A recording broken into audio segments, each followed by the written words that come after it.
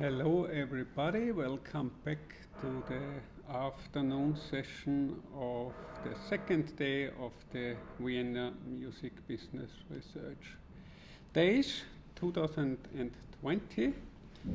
For all of you who were with us in the morning, you know this is an online conference, and for all of you that joined us now, we have two sessions in the afternoon.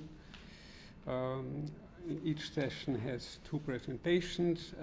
Every presentation will last for about 30 minutes, and then we have 15 minutes for discussion. So I have a look on my screen if Martijn Mulder and Erik Hitters are with us now. I cannot see this. Yeah. Here I am. Hello, Martin. Hello. You make the presentation for yourself or together with Erik? No, just you. No, Erik is, well, I hope he's joining us around 2 because he had some issues today with his schedule at the university. So I have to excuse him for now, but he's planned to join us later. Okay, fine, thank you. If Martin, if you are ready, I would ask you first to introduce yourself with a few words, then share your screen for us with the presentation, and then start with your presentation, please. Okay. I will show you 5 minutes before the end of your time. I will show you this red sign. Okay? Yeah. Okay. So it's your turn. Okay. Thank you. Nice to see you all in this online environment, and thanks a lot to the previous speakers of today because I think I've heard very interesting presentations, and especially the presentations from the previous session we had in the morning. I think my research and my product that I will present has some similarities with this work, and especially the value of live in relation to streaming and the way in which streaming could possibly substitute live music, and also the presentation of fandom and the value of togetherness in fandom. And these are two subjects that will be part of my presentation as well. What you see in the background is not a digital background, but this is my real wallpaper, and this is one of Rotterdam's iconic buildings we have in the city.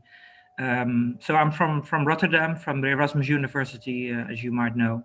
And as Peter mentioned before this morning, we are very happy to be able, hopefully, to welcome you in Rotterdam next year for the conference. So first, in our city, we will have the Eurovision Song Contest in May, which was announced a couple of days ago that it will go on in any case, and they have different scenarios for that. And then hopefully in the autumn of 21, we can host the music conference at the Erasmus University. So as I mentioned before, I'm in a project together with Erik, and hopefully he'll be joining us before the end of this session, but I will do the presentation, and I will try to start sharing my screen from now. Let me see.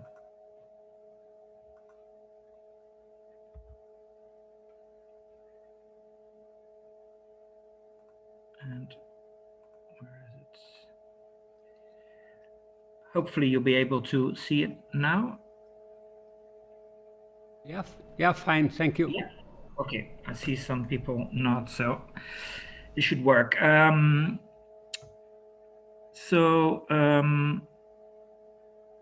Well, some of you who've joined the Vienna Music Business Research Days the last couple of years know, I think, about our project because we've presented some previous research within our project the last 2 or 3 years. And what I will present today is one of our most recent projects on live music and more specific, the analysis of the difference between motivations for concert and festival attendance. And this is part of our project that runs for more or less 5 years. We started in 2017 with our Pop Life project, which is funded by the Dutch Research Council, and we have two important partners in our project, being the Dutch Association of Pop Music Venues and Festivals, and Mojo, which is the Dutch division of Live Nation.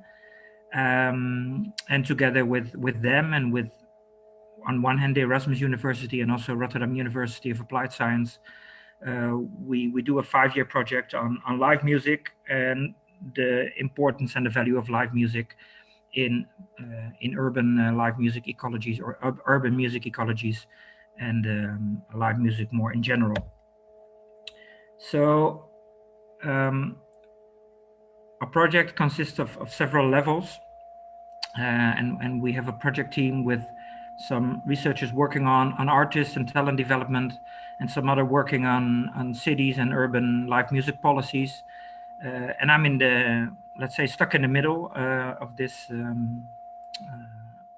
figure, and my focus is on live music venues, so both regular brick and mortar pop music venues and pop music festivals. So within this context, we've been doing some projects the last couple of years, focusing on festivalization and the meaning and value of festivalization, and especially the relation between the emerging festival market in the Netherlands and the brick and mortar venues, and how they cooperate and how they reinforce each other. And we've been also focusing on some risks that the live music industry faces at the moment. And actually, of course, this was all before 2020. So let's start in 2019, which was the year that we conducted this research. And well, in retrospective, I think it has been very good that we conducted this research in December 2019, because firstly, 2019 was probably the best year ever for live music, at least in the Netherlands, and I think in a lot of other countries and parts of the world as well. And of course, because maybe it will take some more years at least to match the figures of 2019. Now, the live music market is, of course, more or less collapsing at the moment. So I think first it's good to realize that last year, 2019, was probably the best year ever for live music in numbers and figures. So this is an announcement from Live Nation, published in Forbes in the beginning of March 2020. So it was just before the lockdown, at least in the Netherlands and Western Europe, was announced. So well, actually I think for the 9th year in a row, Live Nation published very positive figures about the increase in revenues, and well, you can see all these figures in the text.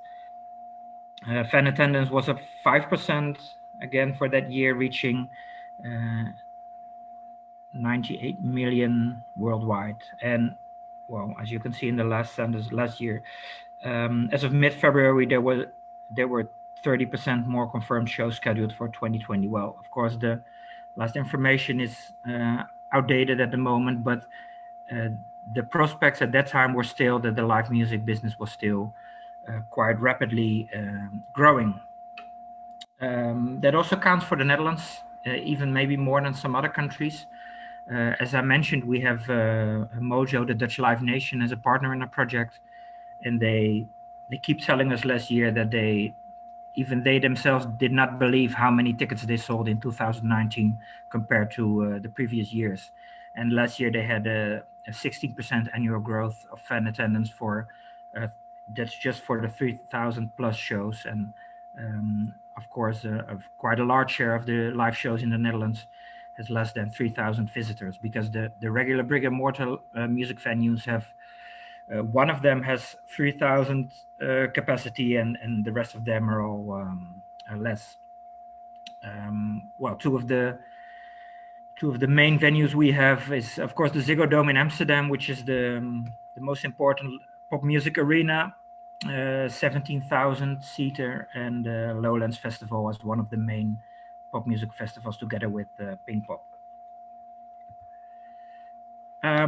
So in one of our previous papers, we concluded, among other things, that of course we're in a rapidly growing live music industry. Within this growing industry, there is more specifically a rapidly growing number of pop music festivals, and also not only in numbers but also in significance, in importance, in value.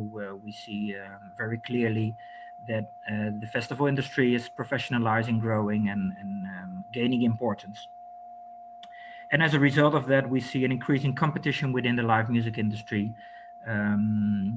in the field of artists and agents and management, but also in the field of festivals and venues, and how they operate in relation to each other. So what we wanted to know, what we found interesting and important, is within this context of the rapidly growing popularity of live music, especially in times of abundant music streaming, why do people go to live music events? How do they decide between seeing an artist in either a concert venue or at a festival? And to what extent do motivations for visiting concerts and festivals correspond to each other?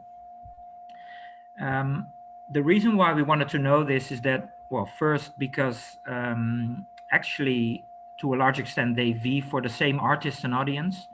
We've been talking before today and in previous years, of course, a lot about the superstar economy, about the competition to get the top headlining artists at your festival or in your venue.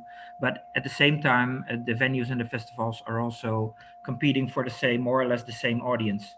And we saw that as one of the things in our research, that I think more or less 90% of the live music audience visits both concert venues and festivals during a year. And of course, that's not a big surprise, I would say. So despite the fact that they're in a quite a fierce competition, the existing research on motivations for live music attendance, first and most important, we think lacks an integral approach, and is specifically overrepresented by music festival studies.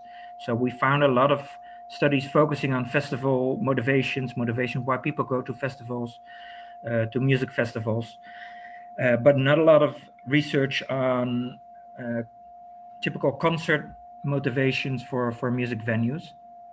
And finally, the festival studies are quite strongly embedded in tourism research, tourism studies.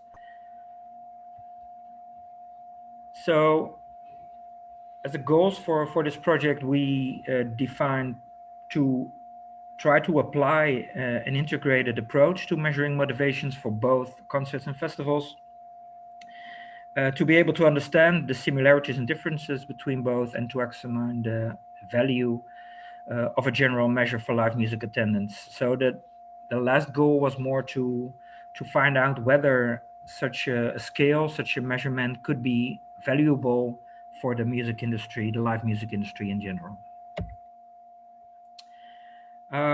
We started with quite an extensive literature review, and I will not go through all the details because, as I said, it's been quite a lot, but I'll try, and I hope this is more or less visible to you, to share this table with you.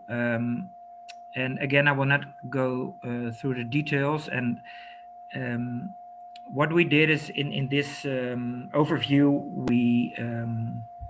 we added the papers and the research projects that were most relevant to what we wanted to do and what we wanted to find out. And so we found a couple of research projects and papers on general festival motivations, some more on music festival motivations, and as I mentioned before, the the scholarly contributions focusing on pop concerts or even both the integrated approach were more or less scarce. What was the most important thing we got out of this literature review was actually that we found 4 main groups of motivations for visiting live music, and they more or less match previous research on live music motivations and experiences. So we found a group of personal motivations, social motivations, artistic or artist or music related motivations, and the 4th group is related to the live music setting and or environment. So we took these 4 groups as a starting point for formulating our research questions and our hypothesis. And so what we wanted to know is, as I more or less mentioned before, to what extent do these motivations for concerts and festivals correspond, and well, the value of the approach in general. So firstly, what we try to prove or to find out if there's any significant difference at all between motivations for both, and when we found the significant difference, we would expect that the social and setting related motivation would be relatively more important for people visiting festivals. The artistic motivations would be relatively important to visiting concerts, and personal motivations should probably be equally important to both festivals and concerts. And we based these hypotheses on previous research on this topic. So then we started developing our methodology, and we decided to conduct a survey, and we based that survey on a measurement scale we developed, consisting of 26 statements measured on a 5-point Likert scale.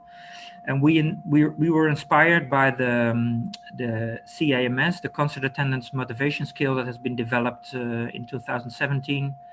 And this is quite a reliable scale measuring visiting concert motivations. So we use that as an inspiration, and we adjusted it more or less to make it feasible as well for festivals and not only for concerts. So that's what I said, applicable to both. And we designed it as an online survey, distributed it through several Dutch live music media. We used the Mojo weekly mailing, and we used some websites and forums focusing on live music and festivals and communities related to live music. The survey was online during the month of December last year, so again, it was just in time before things started to change. And we've asked people to recall their motivations for the shows they visited during the whole year of 2019. And we asked them to pick one concert or festival show that they had on top of their mind still. So they were still quite, they still knew quite well why they decided to visit that festival or concert. Well, just to be clear, I added the definitions we used for both, and what's probably more interesting and important for now is to show some of the characteristics of the sample we draw. We had a gross response of almost 1,700 live music visitors, and after deleting the incomplete surveys and people who did not give their consent and all these kind of issues and things, we ended up with a net response of 1,131, relatively even distributed across gender, age, education, and urban versus non-urban, and these figures match quite good the Dutch figures concerning these topics. The only thing that we found interesting is that we had 60% response female and 40% male, especially because a lot of research that has been done before typically finds visiting live music more that the amount of male men visiting live music is normally just a little bit bigger than female, but in our sample it's just the other way around. So our response was 382 for a festival and 749 for concert visits. Then after we had our data, we applied a principal component analysis. And well, the KMO score you see underlines the usefulness of this type of analysis. And based on the analysis, we extracted 6 components based on 23 items. So we had to delete 3 items because they were not reliable enough for analysis. And with these 6 components, we had a total variance explained of 55.3%. So we found enough proof and evidence and confidence to be able to define our own scale, which we call the live music motivation scale. And I'll show you some more about that. This is the outcome of the analysis, but actually what is important, I think, is the components or the factors we extracted for visiting live music. And well, any one of you who has been involved in these kind of research will not be surprised by the outcomes, I guess. Togetherness, so a term that has been mentioned in the presentation before the lunch break as well. Escapism, discovery, being there, uniqueness, and music-specific characteristics. This, again, more or less matches previous research. The only thing that we found really interesting is the component of being there, and I will get back to that in a couple of minutes. So now we have this scale. The question was, do we find significant difference in motivations for both concerts and festivals? And well, the answer we find here and also on our next sheet. This is the t-test we conducted, and we found significant difference for all 6 motivations. And if we make it more visual, then this probably is an overview that's a little bit more clear or easy to read. So for all these motivations, again, we find significant difference between the reasons why people visit the concerts in a venue or festivals. And for concerts, the uniqueness, the uniqueness of the setting, music-specific characteristics, and being there are significantly more important. And for festival visits, it's about togetherness, escapism, and discovery.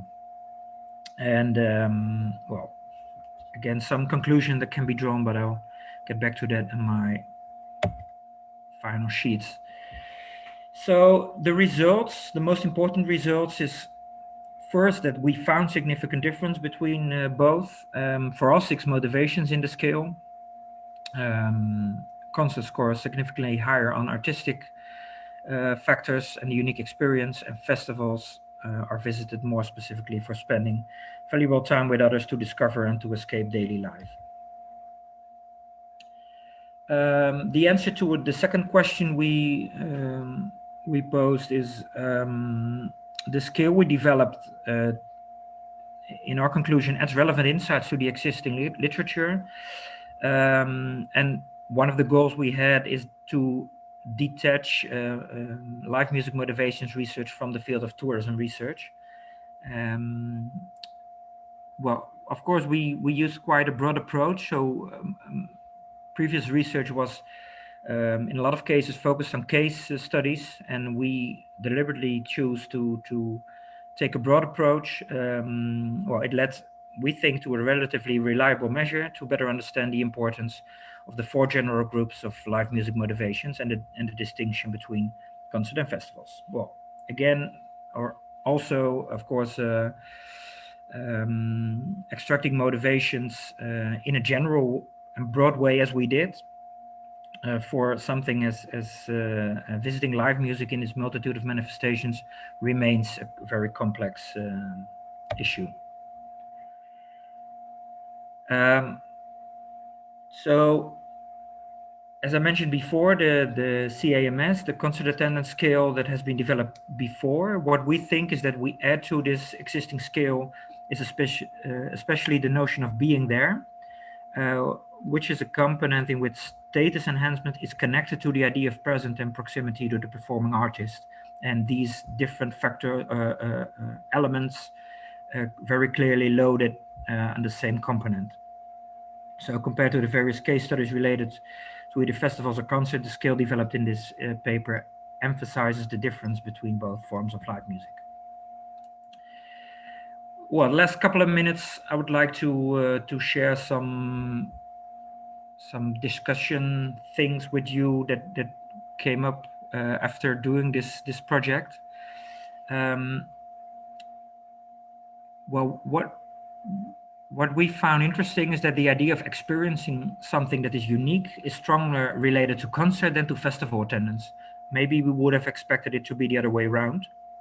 And this contradicts the notion that uniqueness is inherent to the ephemeral character of a festival. We think the explanation could lie in the fact that the unique experience in this motivation is predominantly created by the performing artist, because of a lot of people added to a survey that they really must have seen this artist, or they wanted to be in the proximity of this artist at least one time in their life. And that in combination with the fact that these music and artist related motivations are very important for people to visit concerts. Being there scores relatively low for festival visitors, implicating that the presence and proximity to the worship artist is not extremely important motivation for visiting music festivals in general. So that's in line with what I mentioned earlier. And the presence of well, also of course from the tourism field is iso-hole seek and escape dichotomy. That's most clear at festivals where both motivations, discovery and escapism, score significantly high. What probably is most important, well, I would say, is this this thing. And in our paper, we refer to one of David Bowie's famous predictions. He did, I think, in 2001 or somewhere around that time, that he predicted that music will be like running water, and that the real future of business value in the music industry would be in live music. So first, our research supports his prediction, and it adds also to Earl's statement. And this is quite a famous paper by Earl in 2001. And he stated that much of the demand for live music should be understood as something other than the demand for music itself. And well, I think our project and our outcomes do not really support this statement. Because notwithstanding the fact that personal and social elements are very important, the live music itself is important as well, and maybe even more important.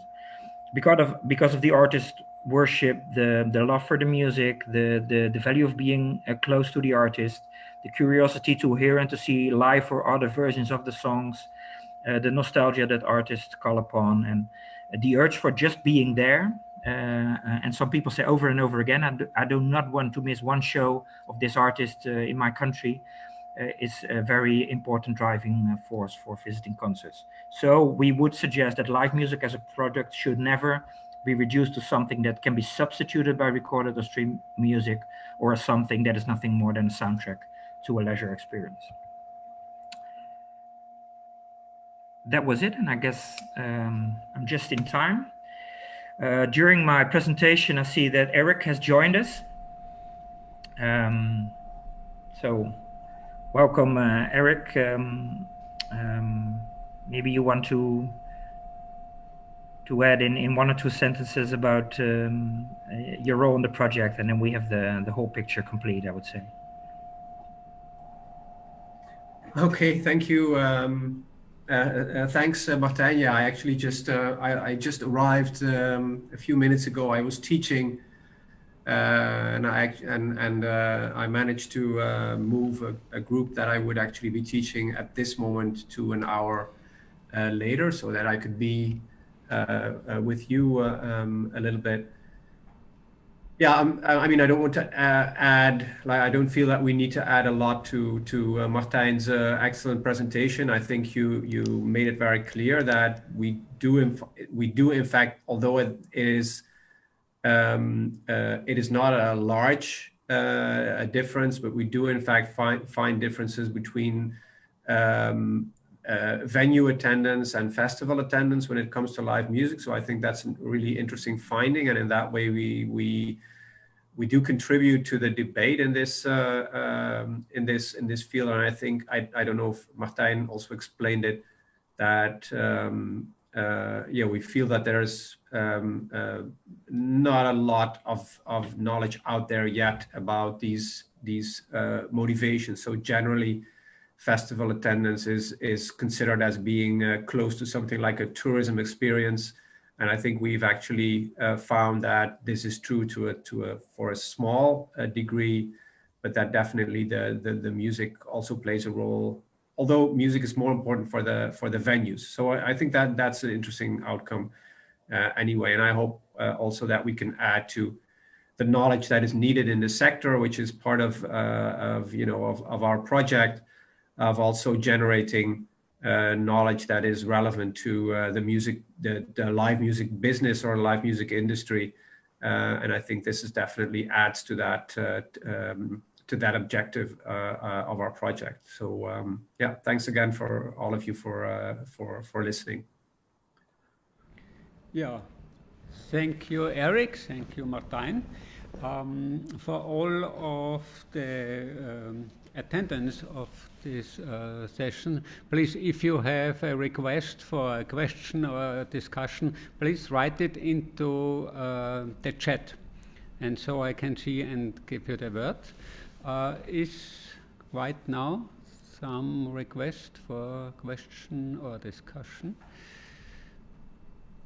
That seems not to be. So then I will come out with my first question. Martijn, I have one special question for the distinction between urban residents and non-urban residents in your survey.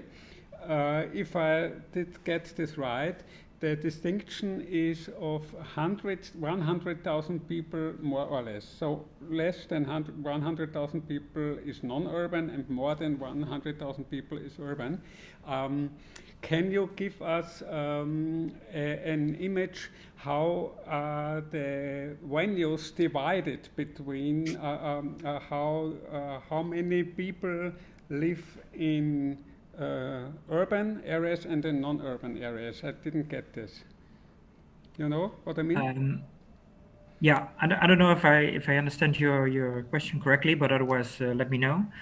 So what we did is, and one of the main reasons is because our project, our Pop Life project in general, focuses on more or less on urban live music ecologies. So for this, for this project, for this research, the division between urban and non-urban respondents or residents was not relevant, because our analysis is just about Dutch live music consumers, and it doesn't matter if they live in urban or non-urban areas. So the figure I showed was just because we wanted to check the distribution of the sample we got, and one of the reasons why I entered is beside gender and age, because sometimes when research is presented, it gets a critique of it's just been people from the metropolitan urban area in the Netherlands contributing, so people could get the idea that 90% or 95% of the of the sample of the respondents would just be, you know, the party people from Amsterdam, from Rotterdam, from The Hague, from the western part of the country. And what was, well, to me, very interesting when we saw the response coming in, that it was literally from all over the country, and as we said, almost perfectly distributed between urban and non-urban. So this just makes clear that we have I think a very reliable sample of the Dutch live music population in our project. Yeah, thank you. But my idea was maybe people living in urban areas more often go to concerts as they have more possibilities to go concerts because their venues are in urban areas, and people in non-urban areas more often go to festivals because that's the only chance for them to get such experiences. Isn't that in your data? Yeah, no, that's an interesting idea, and we should focus more on our data to find out. I'm not sure if that's true, and what we did see, and it's also been pointed out in other research that has been done in the Netherlands, is that of course urban residents are more frequent visitors of music venues because they live near the venues, and that's a clear thing. But I don't know in the end if you would focus on the whole Dutch population, if people in rural areas or non-urban areas, what I would say is that they visit live music as well. Maybe not as frequent as people living in Amsterdam or Rotterdam would do, but I think the attendance in general, and for us it was just, did you visit at least one concert or a festival during 2019? And that counts for, I think, maybe at least what would be 60 to 70% of the whole Dutch population. Yeah, thank you. We have a question from Guy Morrow. Guy?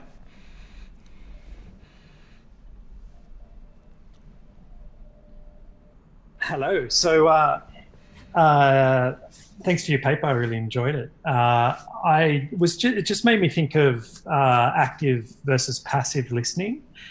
And we did a project that looked at, I guess, the extent to which you can use live performance demand as a gauge for recorded music consumption and vice versa to gauge ticket sales. So thinking about, I guess, passive listening in terms of lean back listening or radio-like listening, it seems that festival attendance is perhaps more likely to involve passive listening, and a concert attendance is more active in a sense because you're specifically going to see that one artist. And I don't know whether that is something that is has come up for you or not. Well, yeah, definitely. And I mentioned the paper that has just been published last month. We did as well together with Eric and another colleague in the project about this festivalization and you know, what it means for the live music industry. And in this paper, I think we mentioned the term of festivals as Spotify Live. So more or less the live version of consuming music through Spotify. You mentioned radio listening. So I think it's definitely, of course, a more passive way of consuming live music. But the interesting thing is, and you know, we should discuss this also with the festival organizers, is that the focus they have, especially the main big festivals we have in the Netherlands, focus is still very much on the booking the headliners. You know, and if they it's really you know, they really use, let's say, the blockbuster strategy. So the first focus they have is to book at least 2 or 3 main headliners that will sell the tickets.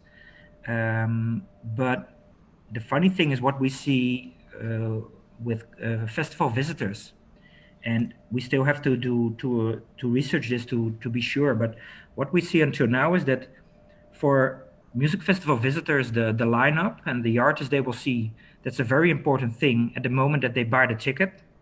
So in the period up to the festival takes place. But during the festival, they seem to find the artists. They seem to find it less important than before. Do you understand what I mean? Because when they're at the festival, a lot of people say, "Well, okay, well, are there any things we have to see today, or can we just relax and be more passive and just enjoy the general atmosphere or experience?" So I would say my hypothesis would be that booking the big headline artist for music festivals is, of course, very important to sell your tickets, because that's still the main reasons why most people buy tickets.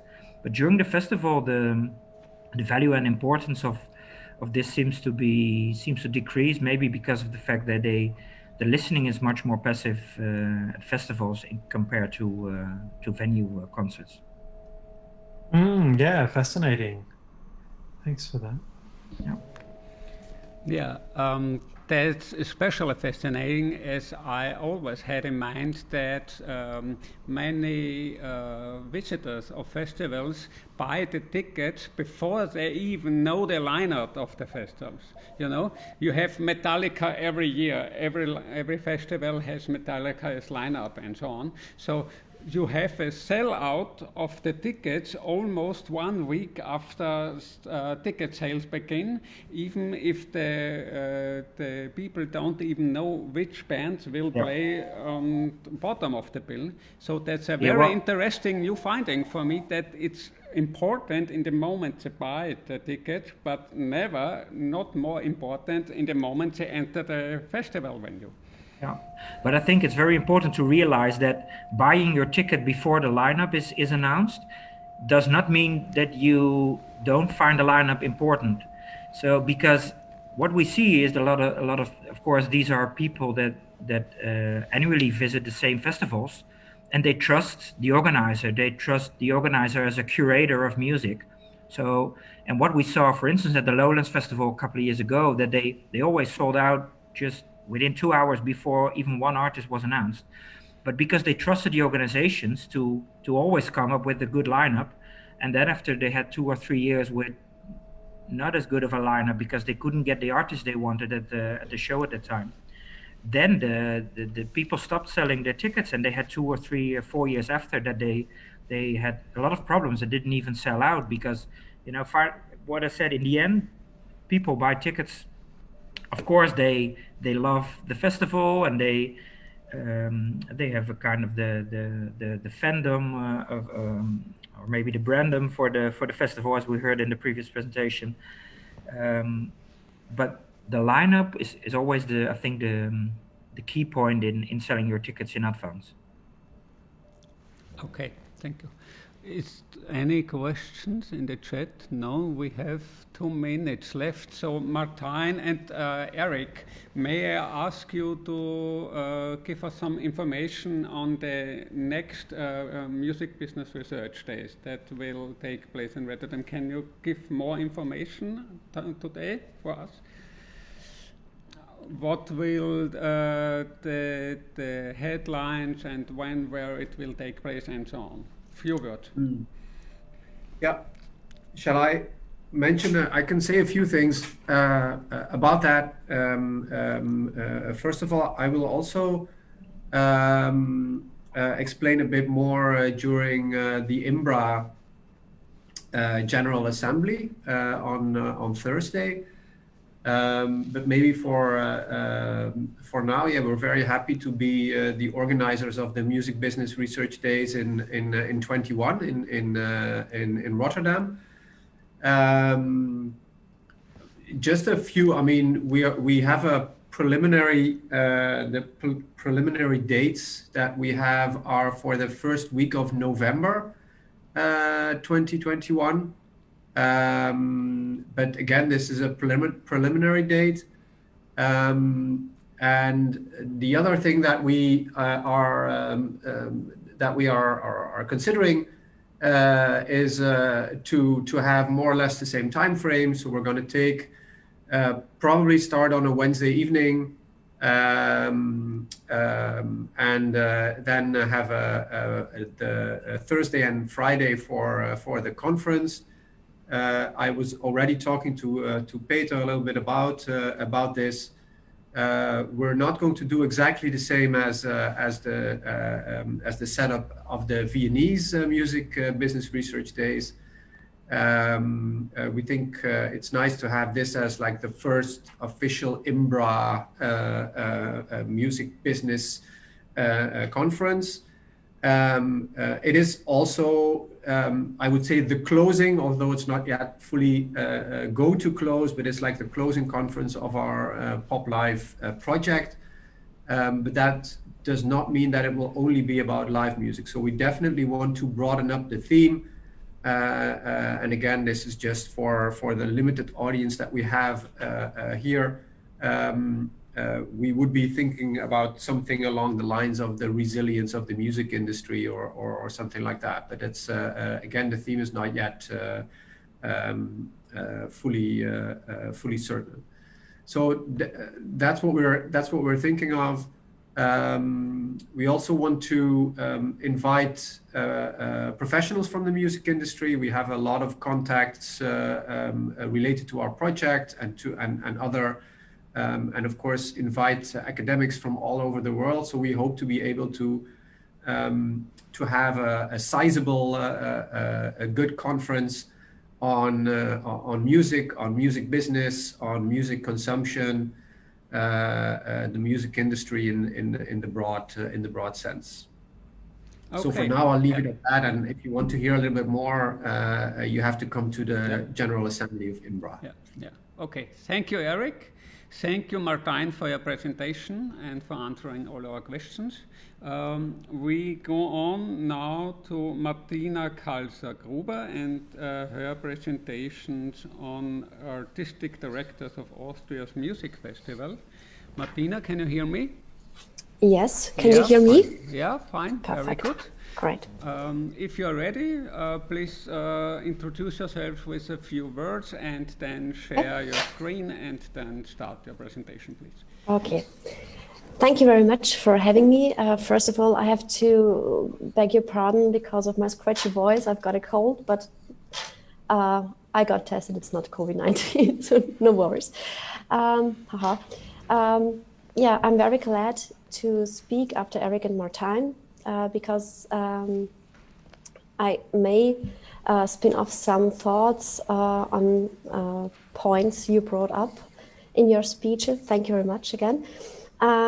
Because on the one hand, you told us about the organizer and the trust of the audience in the organizer. In my speech, I want to talk about artistic directors in music festivals of high-class music, classical music. But I would say you could compare this artistic director to the organizers. I hope you do agree with me. Yeah, to me, my name is Martina Kalser-Gruber. I'm a musicologist here at Danube-University Krems. And I am working in the field of communications for the Department for Arts and Cultural Studies. And in my recent project, I worked on reputation. That's the reason why I'm today able to talk about the power of reputation. So I try to share my screen. So, do you see it? Yes, very good. If you put the Bildschirmpräsentation, issue? Yes, thank you. Okay, thank you very much. Martijn and Eric also mentioned the uniqueness, the point of uniqueness, and I'm very glad that that's one of the most important things at festivals, and I am glad to talk about this later as well. First of all, why music festivals, or why artistic directors of music festivals? Why? What's my motivation? I just found out, or I recognized that music festivals tend to have really famous, renowned artistic directors, like, for example, star pianist Rudolf Buchbinder, or singers like Rolando Villazón or Michael Schade or Cecilia Bartoli. And on the other hand, in Austria, we had recently some incidents. On the one hand, at the Mürbisch Festival, long-time artistic director Harald Serafin left the festival, and after him, the organizers really had problems talking to the media and gaining audiences. On the other hand, we have Tiroler Festspiele Erl, which is also a very famous music festival in Austria. And there the artistic director was accused of sexual harassment. And in both cases, we have the problem that the artistic director was very important for the music festival, for the music festival communication. And that's the reason why I wanted to know if you had a cultural enterprise and an artistic director with a really high reputation, does this automatically lead to success? That's the question. So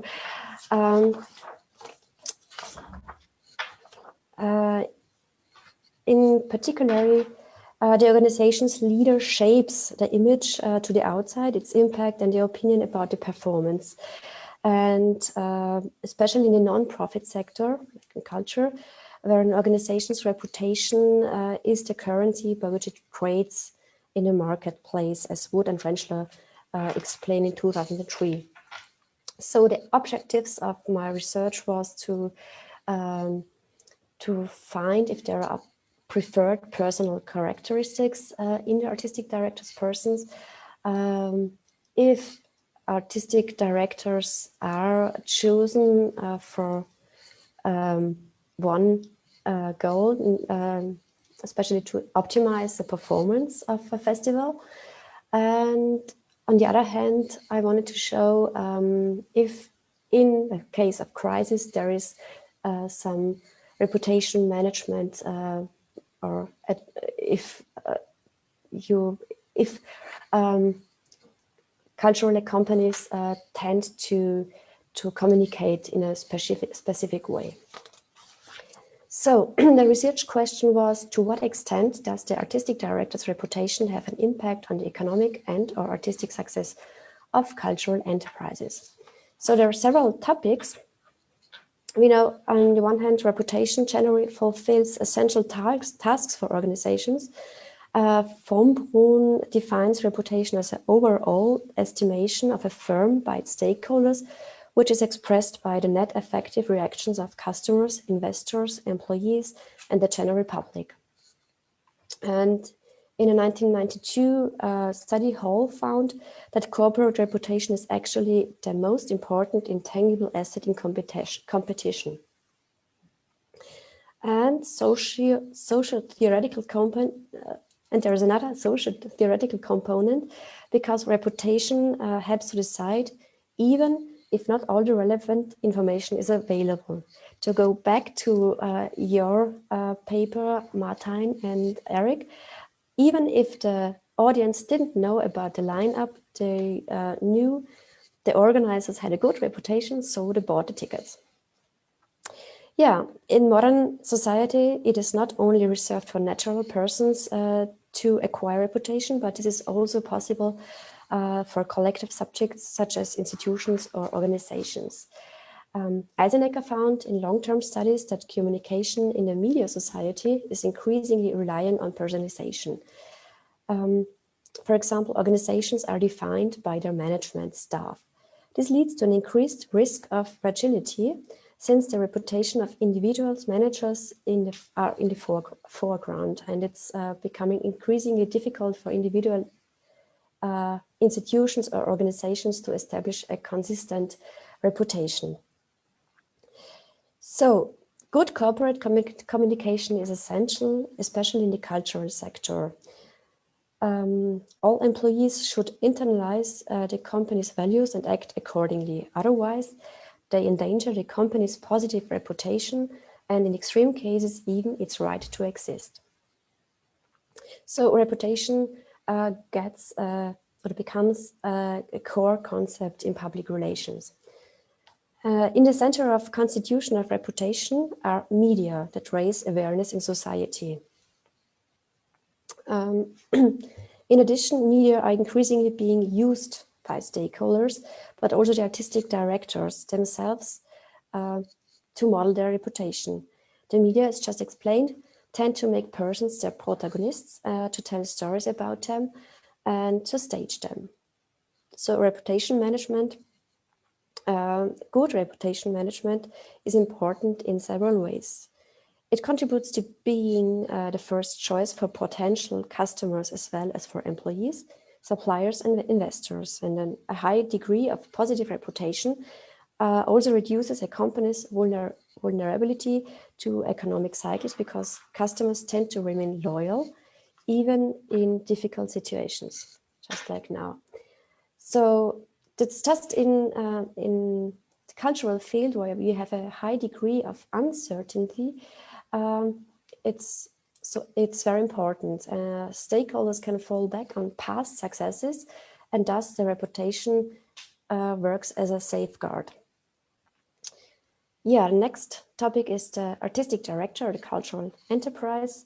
Berkeley, the website of Berkeley College describes the artistic director as the chief executives of arts organizations such as orchestras, operas, dance and theater companies. And in addition to planning and implementing a long-term vision for the company, artistic directors hire performance and production talent, select a season repertoire, and are likely to produce, direct, or conduct themselves. So the artistic director is in the center of the whole company. He or she takes precedence in artistic matters, shapes the artistic profile, uses networks to engage artists, and Dagmar Abfalter, who I hope she's here right now, underlines the ability of curiosity and enthusiasm. She remarks the personality of artistic directors. So enthusiasm and curiosity are very important since they respond positively to emotions and also have charismatic effect on because charismatic leaders are able to motivate employees and so they can achieve top performances. So the artistic director and his reputation are very important. Studies by Beate show that the reputation of artistic directors is of great importance for a cultural establishment. The artistic director is regarded as a key person and stands for expectations in a performance. The reputation of organization is also often associated with individuals, as we already said. And the bond between these individuals and the company is often more is stronger than the bond between an organization and its employees. Yeah, and as described, important prerequisites for artistic management are artistic skills and an above average network with important contacts within the relevant scene, but with all the reputation among specialist colleagues. With the selection of a suitable leader, the transfer of attitudes, credibility, seriousness, and increased intention is also intended. Recipients should transfer their attitudes towards the prominent artistic director to the company itself. And personal characteristics such as seriousness, international recognition, technical skills should be transferred to the company. Hagendorf and Brümke state that the greatest credibility is achieved when the attitudes towards the company and the potential artist director are compatible. One of the best examples is Rudolf Buchbinder, who is artistic director of Grafeneck Music Festival in Lower Austria's periphery. And since 2005, he is really able to get renowned orchestras and artists to the Lower Austria periphery. But And now I come to festivals. Communication for festivals format relies on the personal reputation. Personal reputation of the artistic director, sometimes also because the festival does not offer cultural services continuously. We know festivals are events for some time, but with no continuous infrastructure. It's only for a certain period of time, and therefore the communication has to be strategic and targeted, and the artistic director is forms a unit with the profile of the festival.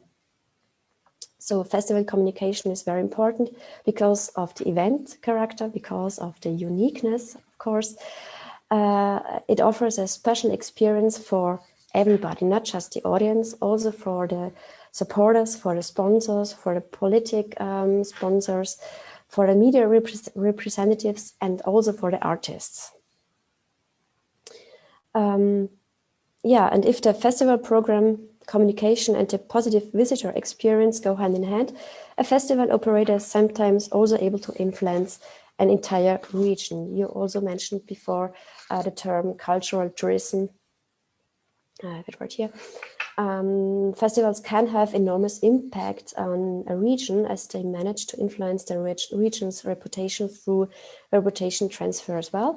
One example is Bayreuth, the Bayreuth Festival, which gave an entire area around the city of Bayreuth a great boost and established it as the Wagner Center. In this context, indirect return is also a very frequently used term. It describes the external and internal influences to economy and employment in a region. As you already see, another point is success. And I guess our time flies by. In success in culture is very difficult to define. Abfalter points out that there is no clear definition for success or performance because individual goals or results that are adequately interpreted as success differ too much. So in the cultural sector, a classical success measurement, which is assessed on the basis of scales, profit, share, prices, market shares, or return of investment, does not really apply. So financial key figures could even be misleading if one realizes that cultural business are largely financed by subsidies, by sponsoring private donors, and the success could thus be presented as in a distorted way. So to measure the success of cultural enterprises with its intangible services, just striving for aesthetics and quality on the basis of key figures would be inadequate. But reputation works as a success factor. Success can primarily be determined in the form of reputation, and this also has an impact on other areas because a good company reputation affects both artistic aspects and financial resources. Investors in particular evaluate the performance and reputation of the artistic director before they donate their money to a music festival. And reputation affects the cast and thus leads to success. A reputation of a cultural company is usually perceived as the most reliable indicator for quality, as Urtiaga says in 2002, because live performances always involve a certain risk of unpredictability. And if an institution has earned a good reputation through excellent performance, excellence will be expected in the future as well, as we already have before. And a high reputation consequently gives a cultural company an advantage over competing companies, increasing its own company value and providing support from stakeholders, even in turbulent times. So it turns out that the role of the artistic director and its reputation makes an essential contribution to the success of a cultural enterprise, both from an artistic and economic point of view. So now for, I guess I can just go over this sheet because it's just a repetition. Reputation, it builds an intangible capital, and its personal reputation of the artistic director is very important because he is a role model. He is the leader who motivates his staff, his employees, and the transfer of reputation from the artistic director to the festival is intended. He is responsible for the artistic profile, and thus he is attracting high-ranking artists. The risk, I already told you about that. There's no classical success measurement in the cultural sector, and in the absence of previous operational success, investors focus on the reputation of the artistic director. So based on this theoretical background, the hypotheses were formulated. First, protagonists in cultural enterprises like CEOs, heads of communication departments, political decision makers pay attention to the reputation of potential artistic directors before hiring them. Second, due to their high reputation, people are appointed artistic directors in order to have a positive impact on the success, economic and/or artistic, of cultural enterprises. Number three, funders and sponsors pay attention to the reputation of the artistic director when entering into financial commitments. Number four, the artistic director's reputation contributes to the development of an entire region. Just some thoughts to my methodology. It shows a qualitative approach with expert interviews, standardized guidelines, and so on. Because, as you already saw, as shown, quantitative measurement methods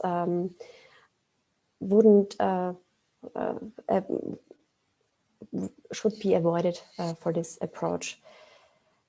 So for the experts, experts like artist managers, CEOs, cultural enterprises, renowned artists, investors, journalists, or politicians were asked about reputation management with regard to the question to what extent the artistic director's reputation does have impact on the economic and/or artistic performance of cultural enterprises. And the experts should report on how, especially after change of artistic direction, the economic situation of cultural companies changed. And also they should talk about changes in quality, audience structure, and of course, indirect return in the region. And although cultural enterprises are confronted with similar problems internationally, the national structures and framework conditions show quite large difference. So that's the reason why this research focused on festivals of high class, as a classical music in Austria. And the findings of this research brought us some very interesting results. The evaluation shows that the reputation of potential artistic directors has impact in the application process very early. So CEOs and HR agents use different channels, networks and personal contacts to get information about future leaders. Experts state that they use the media to find out about potential candidates, and applicants usually send in very extensive references, which means they are aware of the enormous importance of reputation. Also, most of the experts refer to the importance of social media. So the most important sources are, of course, agencies, but of course, also personal contacts, personal references. Yeah, as explained in theory, one of the most important prerequisites for a person's reputation is public attention. And experts assume particularly well-known artistic directors generate more interest and attract more people than unknown. And several experts cited, for example, in Austria, the renowned singer Harald Serafin, former artistic director of Mörbisch Festival. So one expert also admits guests only come to our festivals because of our artistic director. So they're aware of that. All experts agreed the artistic director with a high reputation also attracts other artists with high reputation, which in turn has an impact on the success. Ideally, the artistic director's network can be linked to the festival. The question of whether special personalities are particularly suitable for the role of artistic director was largely denied by the experts, but specific characteristics were identified, such as social skills, communication skills, authenticity, team spirit, and of course, leadership qualities. And in addition to the change in profile, experts also observed changed audience structures in both a positive and a negative direction. Other experts wanted it to be understood in a more complex way as an overall concept, because reputation is not just it's not just a reputation, because in festivals you also have other circumstances, like, for example, the weather conditions. So hypothesis number 2 turns out to be more complex as it involves different factors. On the one hand, it can be stated that the artistic director is selected on the basis of reputation, but reputation must be understood as expertise within a professional group and must in no way be reduced to familiarity. That's reputation versus awareness, yeah. Artistic directors bring in their networks and attract other artists of the same rank, which increases the quality of a festival and thus its reputation. The extent to which the artistic director stages itself in the media depends on the artistic director's personality, as I mentioned, communication skills. With the help of artistic directors and their reputation, festivals can gain audiences as well as media presence, which in turn can attract more audiences and ultimately has an impact on sales. So, sorry. Yeah, as shown, the artistic director's reputation can serve as a surrogate for previous success, and the evaluation of the expert interviews shows that the artistic director's reputation plays a role for both political funders and sponsors. But as one expert impressively describes, experience shows renowned artistic directors are door openers. And all experts confirm that artistic directors with high reputation definitely are beneficial. So sponsors expect an improvement of their own reputation, so they intend reputation transfer themselves. Yeah, there is one expert who saw a risk in the influence of politics, because dismissal of artistic directors as political authorities sometimes bring about changes. They bring changes not sufficiently reflected, and this can have far-reaching and irreversible consequences. So hypothesis 3 can be answered affirmative. Political sponsors pay attention to the reputation of artistic directors. And as simple as this may sound, compromises have to be made, because you can neither force an artistic director to come into direct contact with donors, nor should corporate communication too closely linked to one person, because you have to risk, if you lose an artistic director, you also lose all your sponsors. And last but not least, hypothesis 4, as discussed, festivals offer a special atmosphere and attract people to regions that otherwise offer little culture, as you also already mentioned, Mr. Huber, before.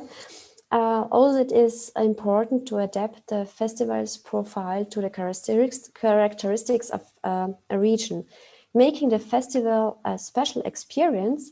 Integrating it into an overall concept is therefore a unique opportunity to revitalize entire regions around festival locations. So number 4 can be partially confirmed. For another point, the context of the entire environment has to be seen, as we already said. So I don't know how late it is. Okay. Yeah, as stated, Martina, classical math. 1 minute. Yeah, Okay. yeah. So I come to an end. However, the experts do not agree on all the hypotheses. While some confirm theoretical thesis and report on growth in the number of overnight stays, for example, in the cultural tourism point, they are not clearly related to cultural enterprises. In summary, the artistic director's reputation can have great impact on the success of a festival from an economic point of view, but especially from an artistic point of view. But if the artistic director has an increasingly bad reputation, to avoid damage on the company's reputation, crisis communication or maybe an early termination of cooperation in order to rebuild the positive reputation for the company is advisable. And yeah, there are some possibilities to go on with further research, to extend it internationally, to make some quantitative research. Of course, you could look for leadership in artistic director. Of course, this our crisis right now is also very important, because we see that some festivals use, or some artistic directors of festivals talked to the audience themselves, and it's very interesting how crisis communication in the last couple of months looked like. Yeah, so this is my end, or this is the end of my talk, and I'm very glad to was part of this Music Business Research Days, and thank you very much for your attention. Yeah, thank you very much, Martina. Please close the shared screen so we can see each other again. Thank you. Yeah, again, to the public out there, if you want to ask something or you have announcements, please write it into the chat. I will start with the first question. Martina, you made a statement that the recognition by a group of experts is deciding for the reputation of the artistic director. So in your research, you had a list of different kinds of experts. So I remember artist managers, journalists, CEOs, and so on. Can you give more insight which type of experts are most important for the reputation? Is it the economic side of experts? Is it the artistic side? Or maybe is it the journalists or the public? Who will in the end decide about the reputation of the festival managers? Yeah, I would say it's, on the one hand, it's the artistic community, because as I already told, it's very important that the artistic director, who cannot perform just on his own, attracts also other artists of high rank. So on the one hand, the recognition within the community, the artistic community, is very important. And on the other hand, the journalists, because the journalists also are in this community. And the journalists are between the art, between the venue, between the company and the public. And the journalists, if you want to say, are those who bring recognition, who tell to make the picture, to bring the image, the reputation of the artistic director to the public. Okay. Might it be that there are a special kind of personality that can better communicated by the media? I think of Harald Serafin. Harald Serafin is not renowned because of his artistic expertise, but because of his communication. Connections, If you compare this with Rudolf Buchbinder is a highly recommended artist. What are the differences and what are the similarities? And in which case, what is more important?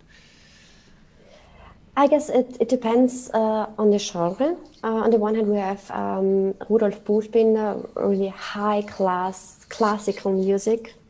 And he is serious as you can be. On the other hand, we have Harald Serafin, who works in the field of operetta, and I guess it's already the genre that asks for different kind of personalities. Operetta is about being funny, communicating through music, and so I guess it's the authenticity. You have to be authentic, because otherwise you can try to communicate as much as you want, but if you're not authentic, nobody will believe you. So I guess it depends on the genre, but authenticity is the most important factor. Okay, I have a look again in the chat and I ask once again into the round, is someone asking for announcements? No? So I come to my next question. Perfect. I want to bring up the question of gender. Yeah? Most of the artistic directors are men. We have in Austria the very successful manager, the artistic director of Salzburg Festspiele, Helga Rabe-Stadler. But apart from her, I only have in my mind men. Just men. How about this? Is this what do men have that can become artistic directors, or are there special qualities that men have and women don't have, or what are the reasons for this bias? Thank you very much for this consideration, because I didn't really think about this point, but that's a very good and interesting point. I should think about this and include this in my research as well. Thank you very much. Yeah. But I think, it's a fact, there are much more CEOs, male CEOs, and much more managers, male managers. So I'm afraid it's still a gender gap. I don't know, maybe. Yeah. So in the end, it's the social network in the end, you think? It's the social network, but why do male managers have a better social network? That's a good question. Male CEOs will support their male friends to become festival directors, maybe. Yeah, but this will maybe an issue for further research. I have a question from Dagmar Abfalter. Please, Dagmar. Yeah, perfect. Dagmar? Dagmar Abfalter. Hi. Can you hear us? We cannot hear you. We can see no, yeah. Maybe it's... Can you hear me? Yeah, now. Yes. Okay, Dagmar, hello. Sorry, it's my internet connection. Well, of course, I have to prove I'm really here. Apparently, no. Thank you, Martina, for the. That's well, of course, a topic that excites me, and thank you very much for the comprehensive overview, showing the complexity, and well, a lot of ideas I would find right now, and I'd like to add to your answer to Michael before. What was really interesting what really astonished me in my interviews for my PhD was the fact that these artistic directors could more or less behave in really, really bad ways. Yeah. As long as their artistic reputation and quality and skills were respected by the artist, and as long as they believed this was authentic. And apparently that's something that showed up in your I'm still astonished that it works. However, because I was asking myself the question whether this effect wouldn't have faded throughout the years, because what we have now is much more talk about the dark sides. Of strong and powerful. Male. Definitely mostly men in artistic director position. And I was also thinking about COVID kind of covering some of the more critical discourses, like the ones on Me Too and so on. I think that Placido Domingo, whom of course we don't know whether he's guilty or not, but who's just received the Austrian Music Award. And so there was astonishingly few discussions on that topic. So my question would be whether you have a bit more insights into these dark sides of reputation, because in the end, that's something that can, as you mentioned, really damage a festival in the long run. Actually, it was quite difficult to get interview partners, experts, because just in Austria's cultural scene is very manageable. Everybody knows everybody. So it was really difficult to get honest answers. I don't know if you made the same experiences. Of course, if you are in a network, you get into these topics as well. But it's really difficult because nobody wants to burn his hands, his fingers. I guess they are afraid of that's really, really difficult. I don't know if you made the same experiences. Well, Me Too wasn't such a huge issue at that time. So they rather told me about about directors throwing with tables and chairs and crying and insulting. So getting close to it. Not about sexual harassment, though. So I guess had I asked the question, this would have been difficult too, definitely. Yeah. Okay, we're quite good in time. I see there is no more request for a question or announcement, so I would like to finish this first section of the afternoon. Thank you very much, Martina. Thank you again, Martijn and Erik from before. Thank you. We will now have a coffee break for 15 minutes and see you again in 15 minutes. Thank you. See you later. Thank you.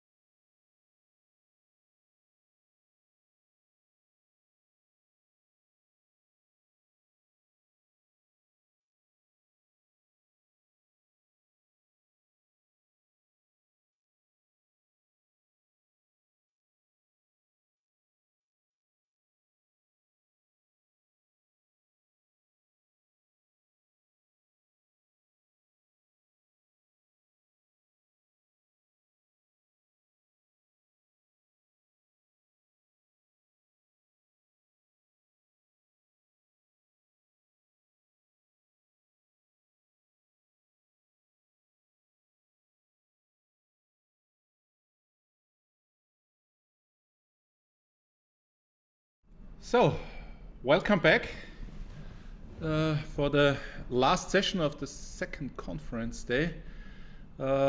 Yes, it was a very intense conference until yet, but I think it was very productive and very interesting. And yes, I see some of the presenters now on my monitor. We have two presentations left.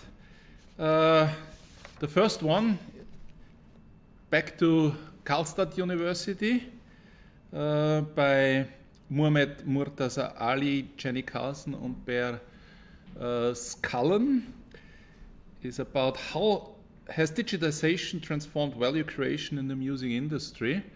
So it seems to me, yeah, Per Skålén is here, Jenny Karlsson is back again. Mohammed is also online. So yeah, I suggest you introduce yourself, and whoever wants to start the presentation, please share it by the screen sharing function. You have 30 minutes, and I will show you this sign 5 minutes before the end of the presentation. So it's up to you now to present. Thank you. I hope you can hear me. I'll just start by sharing my presentation here.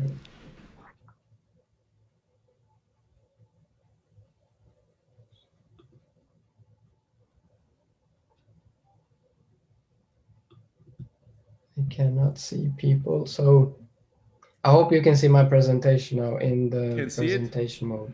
We can see it, perfect. Good. Thank you.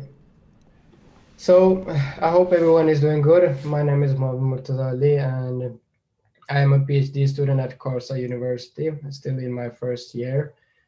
So this is basically my second conference presentation. I'm here with Jenny Karlsson, an assistant professor in business administration at Karlstad University and based at CTF, the Service Research Center, and also Per Skålén, who is a professor in business administration, also at Karlstad Business School and the Service Research Center here. So we will be presenting our conference paper, How Has Digitalization Transformed Value Creation in the Music Industry? So the positioning of our paper is that due to digitalization, the music industry has become more open and collaborative, which has triggered new possibilities for creating, distributing, and consuming music. So value creation for many actors in the industry has changed, and the focus has gone from producers creating value towards that value is created with and among many actors of the industry. So there is an understandable change in the music industry, but how value creation has changed as an effect of digitalization has been an understudied topic by music researchers, and this paper aims to contribute to fill that gap. And we find this particularly important as it has implication for areas among others, such as creating new business models, innovation of new offerings, and market orientation of firms. So the paper draws on 52 semi-structured interviews with representatives from record companies, live organizers, music publishers, streaming services, artists, and music pirates in the Swedish music industry. And the Swedish music industry was chosen as the research context because it has been distinctively characterized by digital transformation for the past 25 years. And the paper then sheds light on how value creation and the notion of value has changed among actors in the industry. And to understand these aspects of value, the paper draws on the conceptual framework of service-dominant logic. So the service-dominant logic deals with two concepts, mental models and value creation. So mental models of businesses, markets, and marketing, and consequently dealing with value creation in those aspects. The concept has its origins from marketing literature and stands in contrast to the conceptual development of value influenced by neoclassical economics in marketing, which is often referred to as goods dominant logic. So the goods dominant logic are mental models that depict value to be embedded in products and services, and consequently focuses on units of outputs within a firm or a market. And value is made within the firm, it is exchanged for money, and the end user then consumes value embedded in the products and services. An example of this could be cell phones. A cell phone has embedded value, and that value is acquired when you buy the cell phone and use it. So a tangible output for the firm. So the service dominant logic, in contrast, is a little different. It looks at the cell phone, for instance, as providing value for a customer when the customer first starts calling with the cell phone or uses other features of the cell phone. And it is during the use that value is realized. So the fundamental groundings of service dominant logic is to understand that all exchanges are services. And services are not units of output such as products and or services, but rather processes of serving. So the use of abilities for benefit or purpose of the customer. And value is always co-created by multiple actors, which means that firm and the customer are not the only actors involved in the process of value creation, and that many actors are involved even in a single exchange. All actors are also or integrate resources of some sorts in all kinds of service exchanges. No actor is a passive actor in that sense. Value is always uniquely and phenomenologically determined by the beneficiary, which means that value is experiential and contextual. It is not a thing that is out there or can be embedded in something. It is an experience, and we can only talk about value when we specify value for whom. For instance, a single transaction can provide value differently for even the two parties involved, as well as the many actors of the broader society. And value creation is coordinated through actor-generated institution and institutional arrangements. This means or institutions, in this case, are social norms, rules, and regulations. So structures and mechanisms that govern behavior towards the coordination of making value-creating activities possible. And all of these aspects of chain is then embedded in complex systems or ecosystems. That is the holistic understanding involving multiple actors and this contextual social norm. So the framework of service dominant logic opens up to a systemic understanding, a systems of exchange, which is also referred to as service ecosystems. So what the conceptual framework of service dominant logic does, it provides us an analytical range for studying exchange, whether it be in the micro, as in simple exchanges between B2B, B2C, or C2C, at the meso level, so subcultures, brand, market, or industry, or even the macro level, national and state level. And in our paper, to study how value creation in the music industry has changed, we use the transitional framework of Skålén and Edvardsson from their 2016 paper, which outlines 6 dimensions for studying the transition from goods dominant logic to service dominant logic. So the first dimension is the realization with the market, where a firm goes from producing value through predefined processes to creating value in collaboration with customers, and the role of resources. So from focusing on tangible products and services to focusing on the skills, abilities, and performance of customers and employees, and the conceptualization of value from standardizing offerings to diversifying offerings that suit the different customers' value creation processes.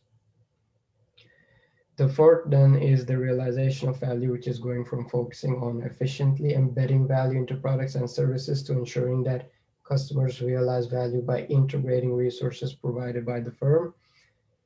And then the role of employees, from adding value to products and services in close manufacturing like production processes to creating value with customers, and the role of leadership, from controlling employees tightly to empowering them to use their skills and knowledge to engage in customer value creation processes.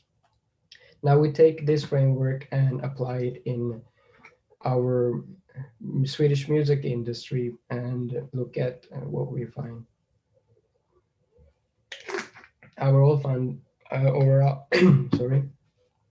overall findings suggest that actors in the music industry, they have shifted from goods dominant logic to service dominant logic in 5 of the dimensions we just mentioned, but the 6th dimension we couldn't find any particular information about, which is the role of leadership.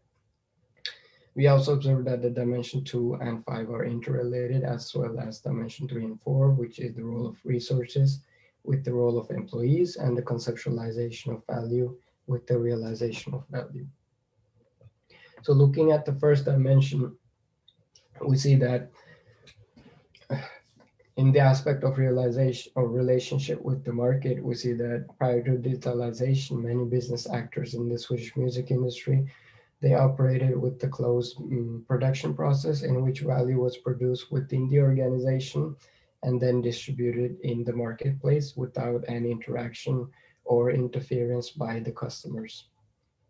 And many of our informants expressed that their relationship with the market had changed as an effect of digitalization. And you can also see this as one of our informants tells us that recording studios and music labels controlled much of the production processes and decided what to distribute, where another informants tell us that today music labels are a lot more focused on creating a relationship with their customers.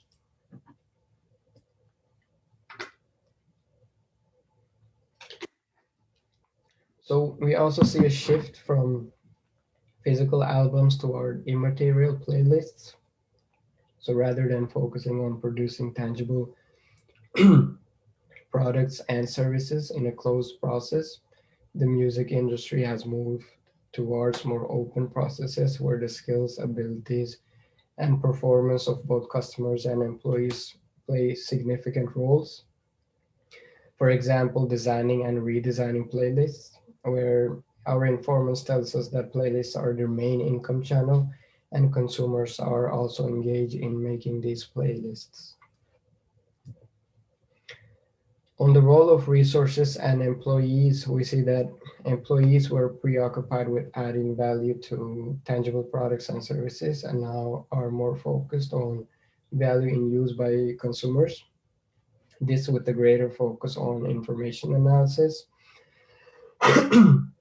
which has also shifted a focus on the skills and knowledge of employees and consumers, as opposed to previous activities that relied on physical resources. You can also see our informants telling us that their value proposition has changed towards developing talent and reaching out. And another informant tells us that consumer data now sets indicators for KPIs.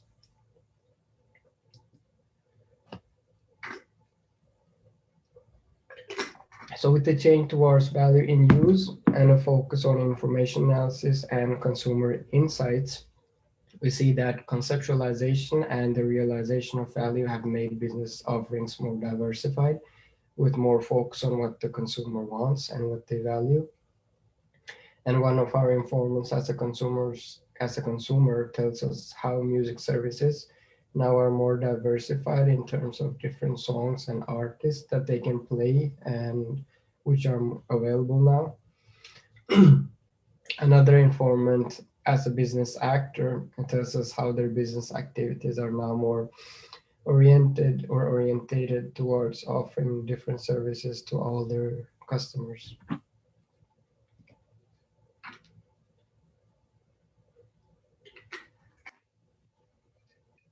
By understanding that business actors diversify their offerings to suit different types of customers, we also observe that customers focus on realizing value by integrating resources provided by the firm. So where the firm now focus on customer engagement with the greater focus on the duration of engagement rather than a one-time exchange, as our informants tells us. An example of consumer using resources provided by the firm are playlists, which allows consumers to make their own compilation of songs depending on their situational contexts, unlike the previous limited offerings of CDs. And another example could be the use of social media, where one of our informants incentivized the use of Twitter hashtags for an album release. So those sorts of providing customer different types of resources, or digital resources in this case. So taking a broader lens of systemic analysis in the music industry, as in the systemic understanding of value co-creation through the service ecosystem lens, we see that a new form of resource integration, such as digital technology, it may influence new types of service exchange and create new cognitive schemes. And by cognitive schemes, we mean the new norm of consumption. This can be observed in the case of Pirate Bay and what they did with downloading as the new norm of consuming music, and later what Spotify did with streaming. So these new norms of consumption then leads to the reconfiguration of the market in terms of which actors are now involved in the market or in the new form of service exchange.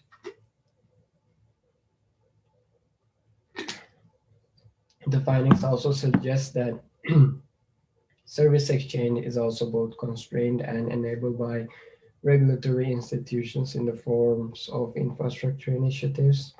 So broadband connection and incentives to buy computers was prominent in Sweden prior to digitalizing the market, and also laws such as making pirate-based services illegal in Sweden. So, which may have prevented or paved the way for Spotify. But our informants also tells us that the music industry has been reconfigured and that new actors such as Spotify have emerged as important players, and the number of record stores and studios has dramatically fallen. And we also observe that actors who have not undergone a shift from goods dominant logic to service dominant logic and still lie in the goods dominant logic spectrum have been either left out of the market or risk of being left out. So our paper offers an understanding of how value creation in the music industry has changed due to digitalization. And we observe this by using the transitional framework of Skålén and Edvardsson, who builds on the two contrary mental models of value creation, namely goods dominant logic and service dominant logic. And we further apply the service ecosystem lens, the systemic analysis of value co-creation, to get a more holistic view of changes in the market. And as demonstrated in our conference paper, we see that music actors can also approach the digital market from a service dominant logic perspective, and this with implications in areas among others, such as the creation of business models, innovation of new offerings, and the market orientation of firms and other actors in the music industry. That was all, and thank you. We can now open for questions, comments, and feedback. So thank you very much for your interesting presentation. May I ask you to stop the screen sharing now? Yes, we have now time for questions and remarks and comments. If you have any questions, please type in your name in the chat function, and we will then have a discussion list. I check it. There is no comment yet. Thank you very much for the very interesting design of your research, this service dominant logic. So reading your paper, I asked myself if the situation is more complex than you describe in your paper. Because you explain there is a shift from a physical to an access model, to a service dominant model, to music streaming. This might be true, especially for Scandinavian countries, for Sweden, Norway, Denmark, and so on. But if you look at, for example, Central European countries, especially Austria, Germany, but also for the US or Japan, it's very interesting that the physical share is relatively high. So in Japan, we have a digital share of just 25% on the recorded music market. It's higher in Austria and in Germany. And what's also very interesting, the download market is, for example, in the US, but also in Japan, very important, still very important. How does this picture of different market behavior or consumption behavior at the end, how does this picture fits within your model? That we can find markets with a high physical share, we have markets with a high download share, and we have streaming economies such as Sweden and Norway.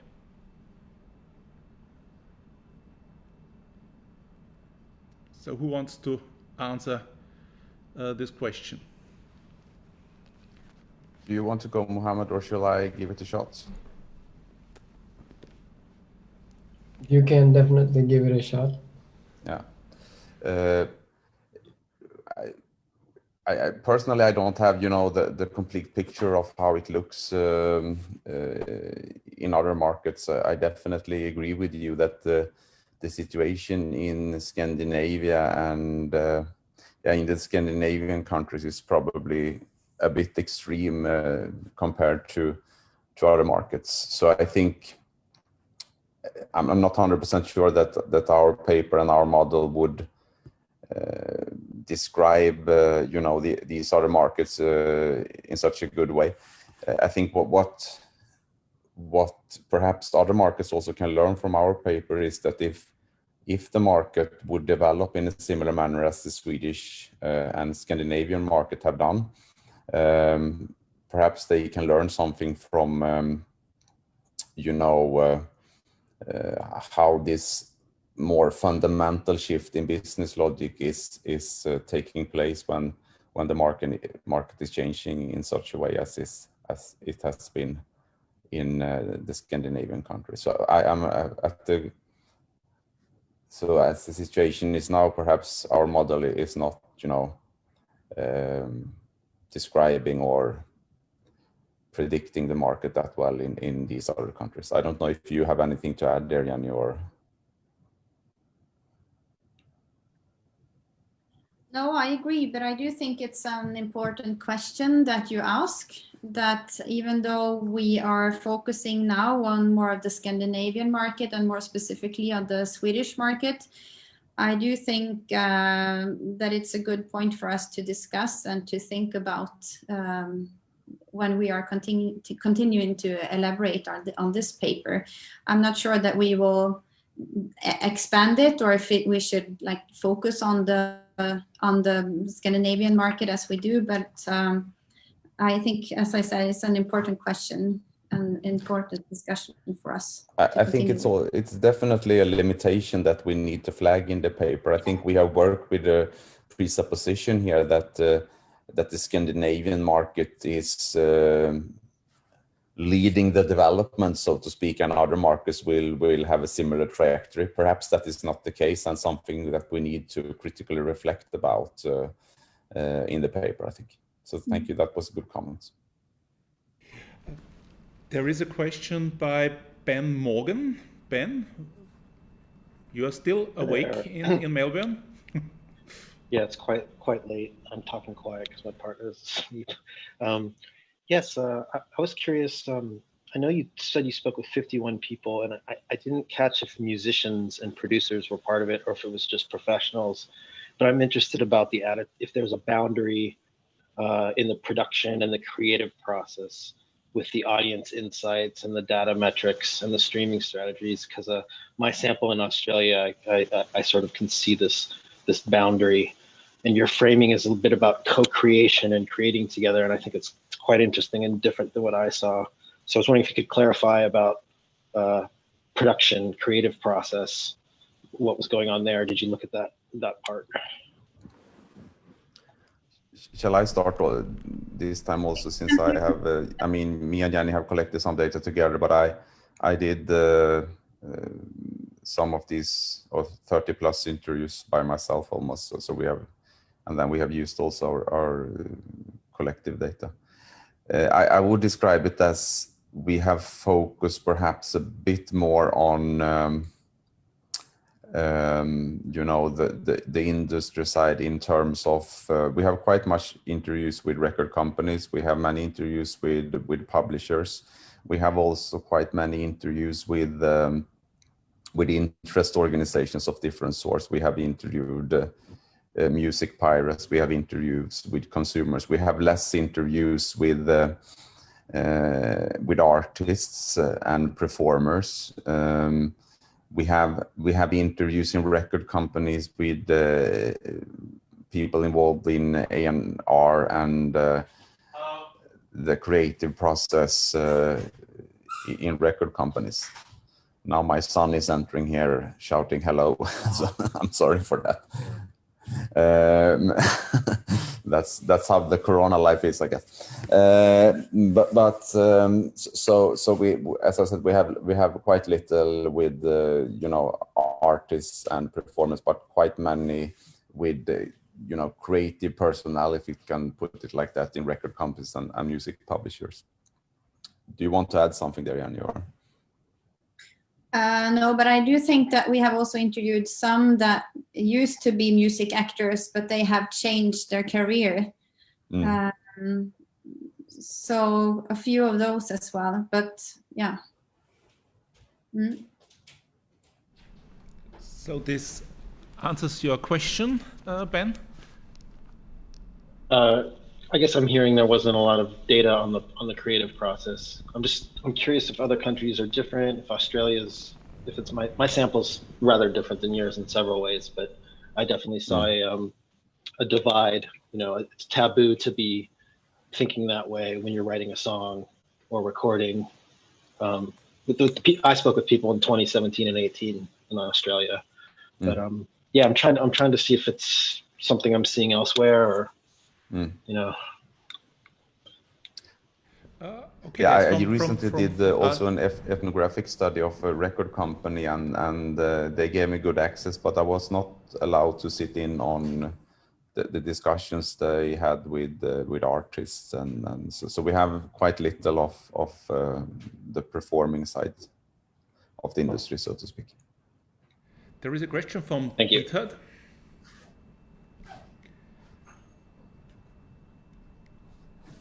Please turn on your mic.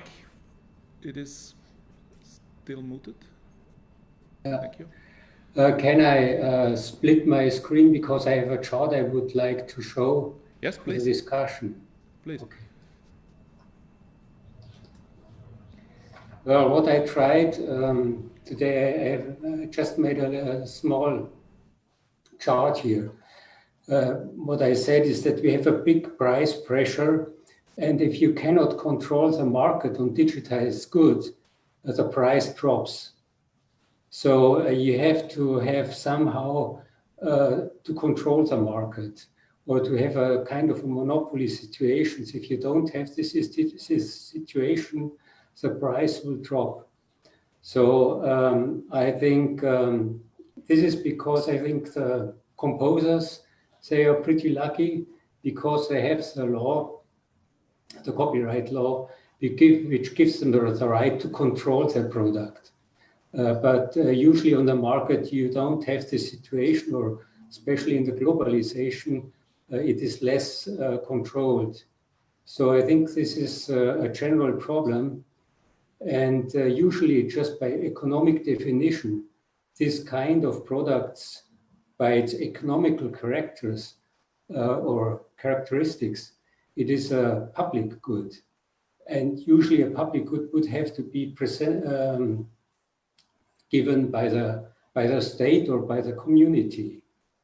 So, but you can see here, if you have a monopoly situation, you can fix this price up here because this square is the biggest. So for the producer, this would be the best situation. However, so you have this dead weight loss down here, which nobody will have. It's just lost. If you would have a state who could buy out the producer, he could give him the money, but he could give for free to all the people, so everybody could use it. And I think, especially in a Corona situation, where it is important that all the people have this cultural support, and nobody should be excluded for it. I think we should buy out those people who produce the value and give it to everybody. But this needs a strong state. And we don't have the state, I think, in the Western world. So we might have to see what will happen in the next years, also on the political area. So that is my comment. I just go back, not to split my screen anymore, just a moment. So, thank you very much, Dieter. So this leads me to another question. What does the shift, the transformation to the service dominant logic, what does it mean for the artists?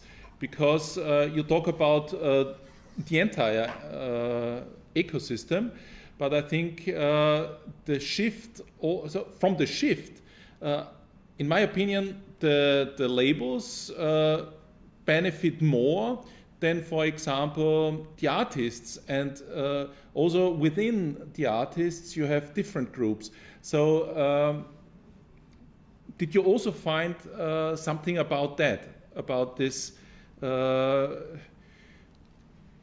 different situation for the stakeholders in your research? And what does the shift mean for different stakeholders? I could probably say just some words. I mean, the shift from goods dominant logic to service dominant logic was mainly seen or more significant in the record labels, as you mentioned. And this value co-creation process was, for instance, if you look at the live organizers, which have or the understanding that they need to create an experience for their audience or their customers, then that is already existent. The service dominant logic is already existent in some of the actors, such as the live organizers. And what this means for the consumers, or what the data tells us, is that the consumers probably, as we explained in the paper, gives them a better choice, or not a better choice, but there is more available choices in the consumption. And I don't know if I could elaborate that more, but there are definitely different actors who are positioned differently, and we don't see this transition in all of them. If I could answer your question to the smallest degree. I think also that as we said before, that our data is, not that strong on the artist and the creative side, but we have interviewed a few artists, but also the artist, one member from the artists union, or one of the artist unions in Sweden. and they were not that happy with the development. So I mean, there is a conflictual dimension here also that is not that well covered in the story that we are telling here, but definitely there are actors that benefit from this and other actors that do not benefit. So we have also other papers in the pipeline where we talk about a conflict between certain type of actors here. And it's also, I mean, it's quite clear now that making money in Sweden, singing songs in Swedish and not performing live, which is also impossible at the moment, it's then you have a hard time. And it's also something that is not only covered by our interviews, but something that is also discussed in the popular press. Just an example, when one of the largest newspaper in Sweden were showing who earned the most in Sweden last year, several executives of Spotify were on that list, and they earned like 10 million euros per person. And then one Swedish artist, I couldn't remember her name, but that has been singing in Swedish and have been around for quite some time, making good money in the 90s in the CD economy. She were quite aggressive in media towards these high executive salaries. Mm-hmm. So yeah, I'm very curious on your other findings too. So I hope you will submit further papers because it's very interesting what you're doing now in your project. I have another question because you argue there is less standardization now in the music. My first question is how to measure standardization, and is just the question of there are more songs available for the consumers, or is there really also less, or does less standardization also means that there is a plurality of genres and there is a plurality of different music now? What do you mean by less standardization in music?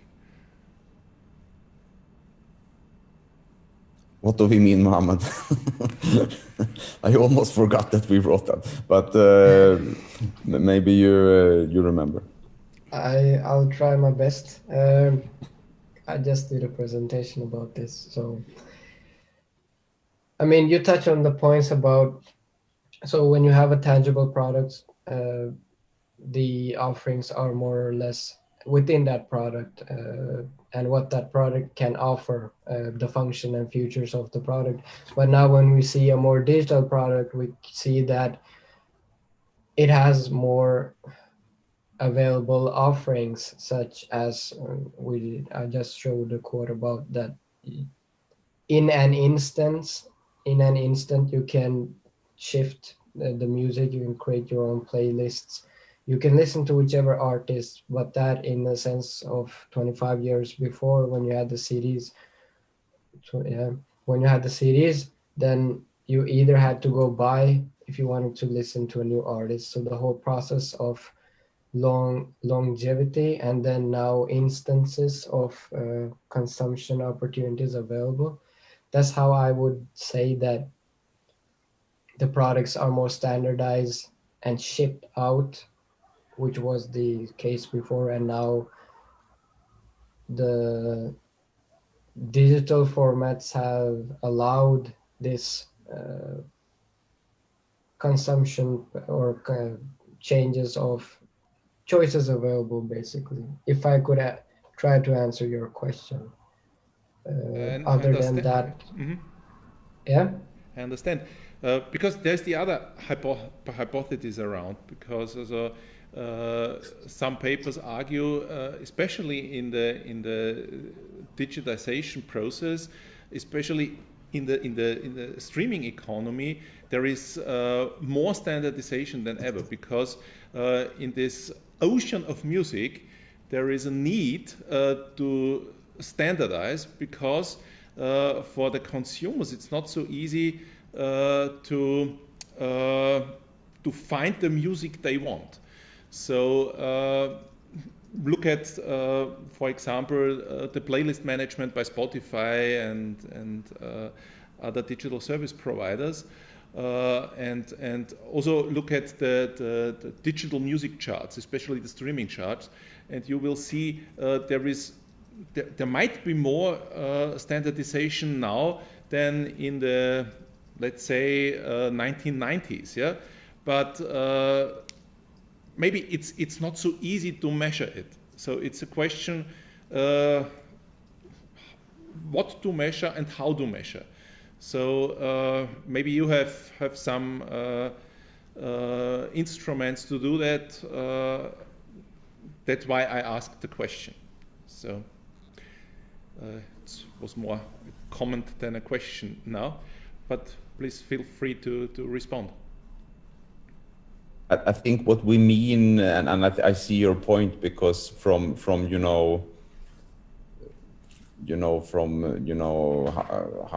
how music is made point of view, and how similar and the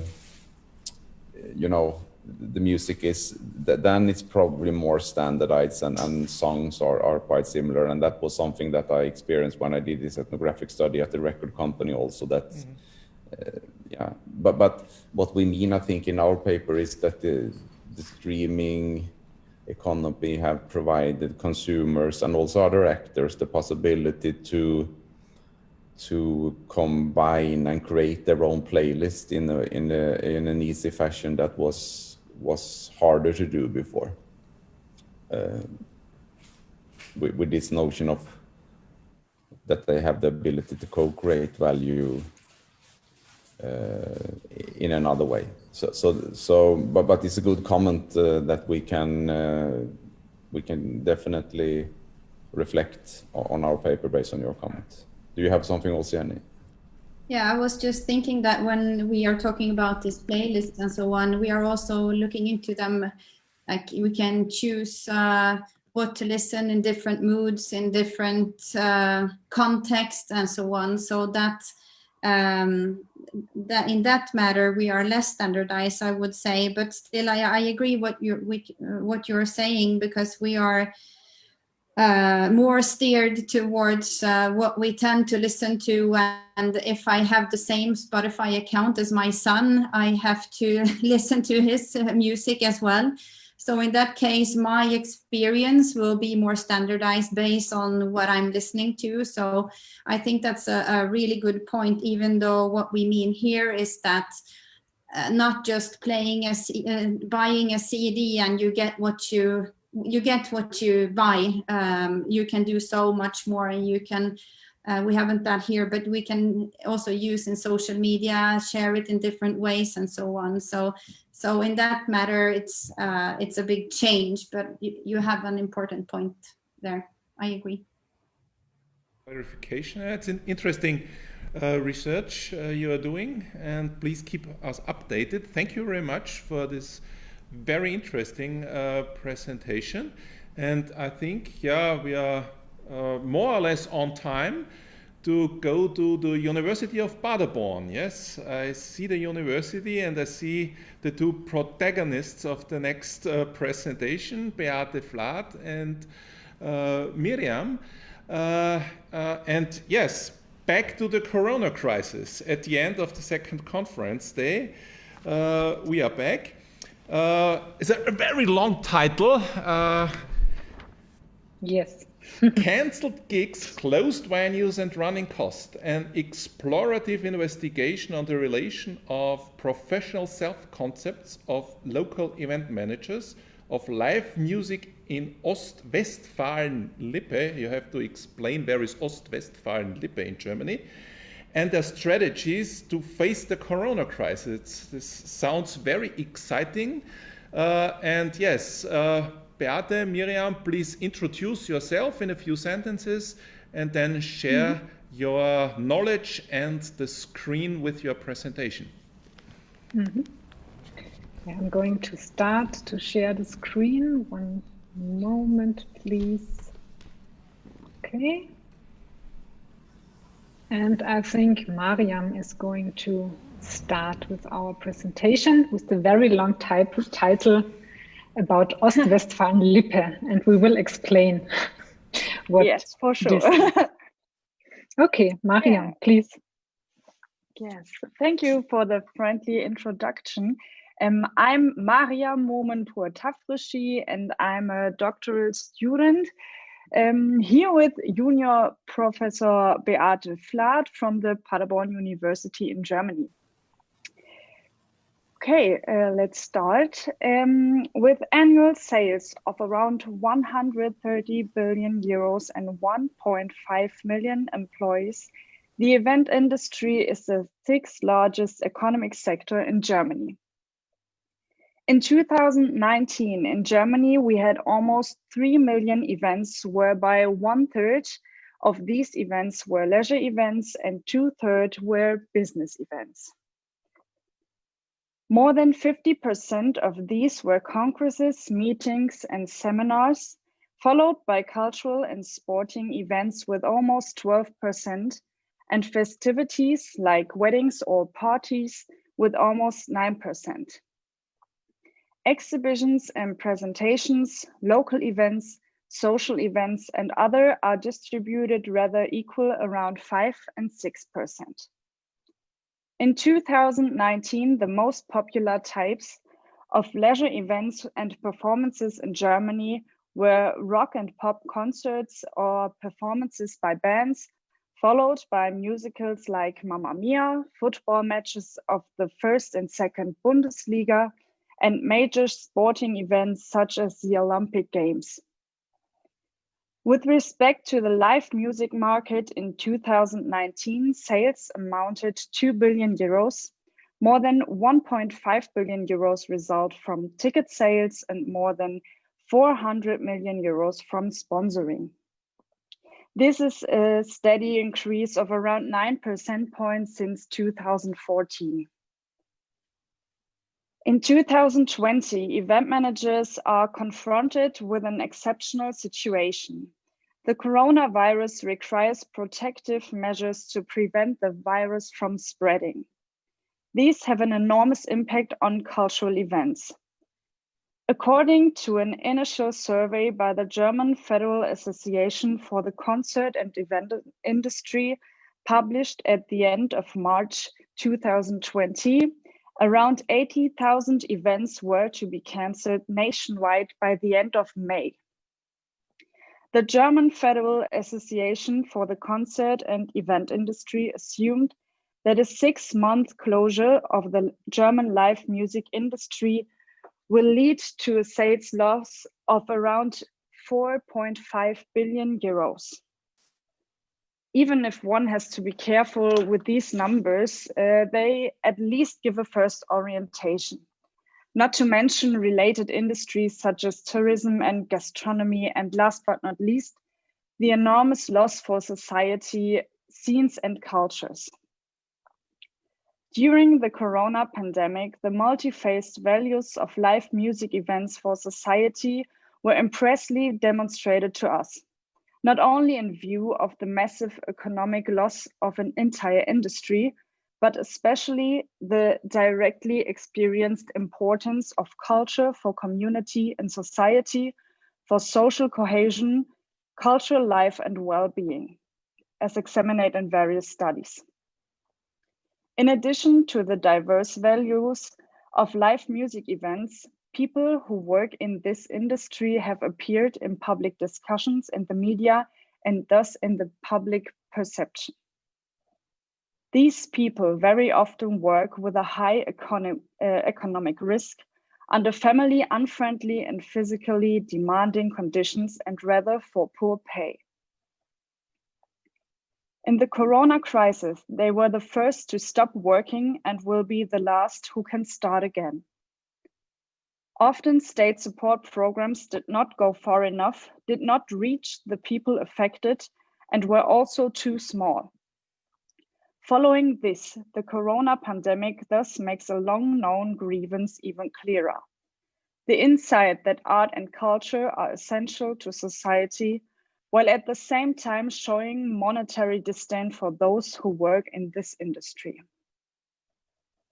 It is assumed that the market of cultural events is going to be transformed by this crisis, not only with respect to the structure of the industries, but also with respect to new business models, for example, through digital media. The particular cultural offer, as well as the location of the particular cultural event and the work-related self-image of event managers are influencing factors. In light of these opening remarks, this presentation introduced an explorative investigation on the relation of work-related self-images of local event managers of live music in the German region of Ostwestfalen-Lippe and their strategies to face the corona crisis. It should be mentioned that the investigation has not yet been completed and work is still in progress. During the corona crisis, conditions and measures are constantly changing. It should therefore be noted that since the data was collected, there have been some changes. Nevertheless, it is important to present and discuss these interim findings. The region under investigation, Ostwestfalen-Lippe, lies in the northeast of the federal state North Rhine-Westphalia in Germany, with around 2 million inhabitants. Ostwestfalen-Lippe is coined by various cities, 13 universities and universities of applied science, brands like Bertelsmann, Miele and Dr. Oetker, and diverse cultural scene. The polycentric structure of Ostwestfalen-Lippe has to be emphasized, as economically and culturally important cities faced rural areas that are struggling with an aging society, migration, decaying infrastructure, and the risk of becoming structurally weak. The region was selected for the investigation because it is a separate administrative district and is therefore a politically unified region. Within it, the same framework conditions apply to events and cultural activities. Depending on the number of employees or the amount of turnover, the legal constitution of an institution, whether it is private or non-public, local or non-local, such as clubs, event centers, and event agencies, the field of activities of cultural event managers includes various issues ranging from cost accounting and bookkeeping, legal regulations, insurance and security matters, and marketing, promotion, and artistic issues. Consequently, event management has to deal with a wide range of stakeholders, interests, and concerns, which changed during the last decades due to socioeconomic and sociocultural dynamics in Western societies. The rise of general standard of living, the increase in leisure time, life expectancy and mobility, as well as the shift from production-intensive industries to service-oriented industries, and from traditional forms of agriculture to industrial agriculture, led to a functionalization of cultural events regarding economic, touristic, and socio-political interests. Following this, event management moves more and more between different areas, such as the encouragement of participation via cultural offerings, the commodification of rural regions or urban districts, and last but not least, the economic pressure of a lively market. Within these contexts, there are a wide range of research on the manifold positive and negative economic, social, cultural, and ecological effects of cultural events. In 2014, more than 30,000 people were employed in Germany in the field of live music events. These include concert organizers, artist agencies, event and tour service providers, operators of music venues, operators of event halls of 1,000 square meters or more, music theaters, and ticket service providers. In the field of event management, one can be active in Germany with or without specific trainings. Due to the increasing professionalization of this sector, it is mainly younger people with appropriate training who are active in this sector. Since 2001, there has been the training for an event manager in terms of a state-recognized training occupation. Since 2008, there has been a qualification at a master craftsman level, which is awarded after successful completion of industry-related commercial advanced training. In total, there are around 70 programs in private and public universities. Research on this professional field in Germany has been conducted with respect to issues as job requirements, career perspectives, and success or job satisfaction. Terminologically, a distinction must be made between vocational, occupational, professional, and working field, and following this, between vocational, occupational, professional, and work-related self-image. All terms mean working in a job, but differ in the way the job was achieved. Vocational means having been called to a job. Occupational, on the other hand, describes the filling of a job. The third version, professional, refers to fully trained workers who are absolute experts. But the last form, working, simply means working in this job. Following this presentation and investigation uses the term work-related as being the broadest and therefore the most appropriate one in order to develop a framework for capturing the work-related self-images in the broad and diverse field of event management of live music events.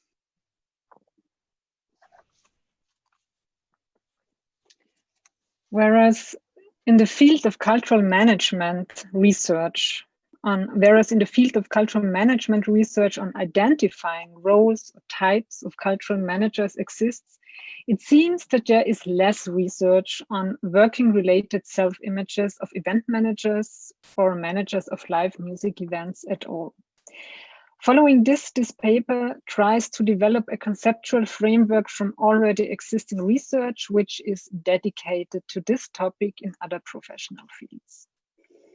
Research suggests a relation of work-related self-image and work-related identity, whereas work-related identity is the self-perception of a person in relation to his or her profession or work-related field. The FAME consortium suggests to consider the following aspects in order to develop a comprehensive conceptual framework of work-related identity. A dynamic representation allowing for change and development over time. A social dimension whereby an individual learns, works, and interacts with others.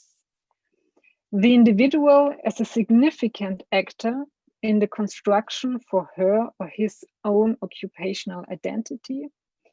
The existence of general and particular communities of practice associated with particular occupations and organizations which can operate at a number of levels. Following Julia Varvas, who conceptualizes work-related self-images, quote, as verbalizable part of work-related identity, end of the quote, And based on the considerations mentioned before, our paper suggests as a preliminary working definition for the term work-related self-image, the verbalizable part of a lifelong changing work-related identity, which is related to the individual's working biography and competence, as well as to social, political, economic, and cultural contexts and work-related cultures. Therefore, the work-related self-image is a relational concept. Empirical research suggests that components or aspects of these work-related self-images are, for example, the individual interpretation of the working field, professional self-efficiency conviction, preferred fields of actions, values that guide actions, or subjective meaning or importance of particular tasks of this field. Our study links work-related self-images and strategies to face the corona crisis via the aspect of the work-related self-efficiency conviction, which is suggested to be a constitutional component of work-related self-images. Professional self-efficiency conviction addresses the conviction to be able to meet challenges through competent actions. For example, to face the corona crisis in terms of developing measures or strategies. Based on the assumption that the professional self-image can be verbalized, as mentioned above, the semi-structured guideline interview was chosen as a method. Following the suggestions of the FAME Consortium for a conceptual framework, the interview guideline included questions on the field of activity in terms of descriptions and interpretations, questions on work-related values, and questions on preferred fields of action. And these major sections were supplemented by questions on the career path, the music event market in Ostwestfalen-Lippe, and questions on how the interviewees deal with the corona pandemic. Data for our study were collected in summer 2020 via 18 semi-structured interviews. In total, we have a material of 720 minutes. We conducted the interviews with 16 men and 2 women between the ages about 25 and 60. In total, 14 local event managers of live music events who work either in the public, for example, in cultural offices, or in the private sector, for example, event agencies or clubs. 2 technical providers regarding light, sound, and stage equipment. And last but not least, 2 heads of 2 different public institutions for the promotion of cultural participation. They try to improve cultural participation by organizing cultural events. So they are also event managers. So in total, 18 persons were interviewed. It has to be added at this point that on one hand, some interviews are not only active in one field of event management. For example, some of them are bookers and event manager. And on the other hand, not all of them specialize only in music, but also, for example, in cabaret. The interviews were conducted by 4 interviewers, 2 males, 2 females, via Zoom and Skype. Only one was conducted via telephone, and one was a real meeting in a cafe. And the interviews lasted around 30 to 90 minutes. It has to be said that most of the interviews were very emotionally, and that we had the impression that interviewers had an enormous need to talk about their work and the situation, and that they were also touched in a certain way by the fact that university research is interested in their situation, especially since they felt that in the public discussion, they were not taken seriously by the political leaders. The interviews were, of course, they were recorded and transcribed literally and analyzed by means of a qualitative content analysis. In the first step, interviews with the managers of live music events were analyzed, followed by interviews with the technical providers, and in the last step, the two heads of the public institution for promotion, cultural participation. All categories and all components which I'm presenting now were discussed in our team several times, whereby the results presented here have to be seen really as a work in progress. Okay, again, within this study, we would like to describe the relationship of work-related self-images and strategies to face the corona pandemic. And the basis for this is the relationship between the perceived self-efficiency, which is a part of our conceptual framework of work-related self-image. And this means that we have analyzed how these different components of work-related self-image are related to the perceived self-efficiency. So we do not assume that these components I'm presenting now are independent from each other.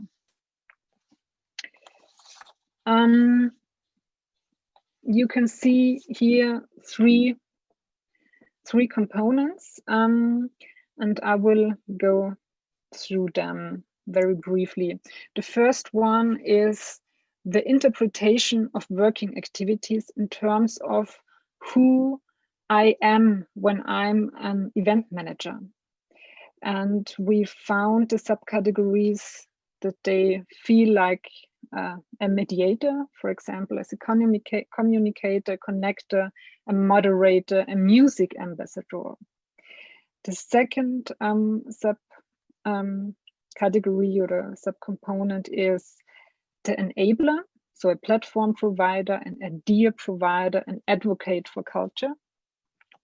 And the third one is cultural worker or cultural creator. The second components refer to the values that guide activities. And there we have the strongest one was the high quality regarding the management process. The second one, happy artists and happy audience. So this "and" is really a very important word.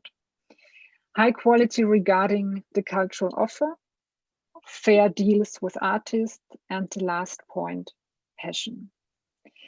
And the third component is named overarching aims, which is related to preferred fields of activities, but beyond a concrete event.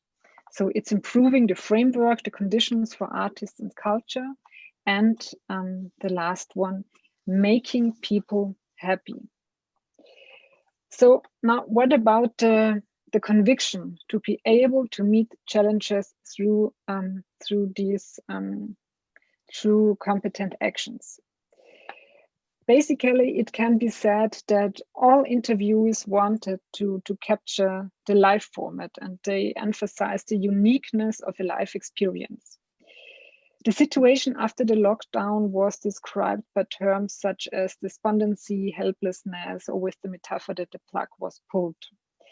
And the goal, of course, of all interview partners was to overcome the crisis economically. It has to be added again that we conducted the interviews in July and August, and it is very likely that due to the recent developments, attitudes and opinions of the interviewers have changed. Most of the interviews stated that their working related self-image is affected by the corona crisis. The very few, three of them who stated that the self-image is not affected had an extremely positive attitude or had a secure job. Those who stated that the working related self-image is affected refer to the great uncertainty The feeling of being useless now, of not being taken in, of not being able to satisfy the audience, of not being regarded as system relevant, although one sees oneself as a service provider for people in Ostwestfalen. And this means that the greatest impact on the work-related self-image is the perceived and actual experience of being banned from the profession and the feeling that one is deprived of the right to exist in a professional sense.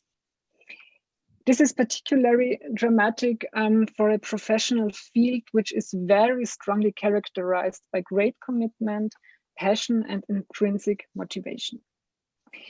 Nevertheless, measures, the measures that have been taken and those that are planned can initially divided into three major areas. So what have they done? The first field is the development of an alternative cultural program, for example, pre-produced online content, streaming, outdoor program, drive-in cinema, drive-in concerts. The second, the overarching aims that go beyond the development of an alternative cultural program, for example, make culture visible or keep artists visible, maintain contact with the audience, this was very important, involve colleagues and the network to help each other and to support each other.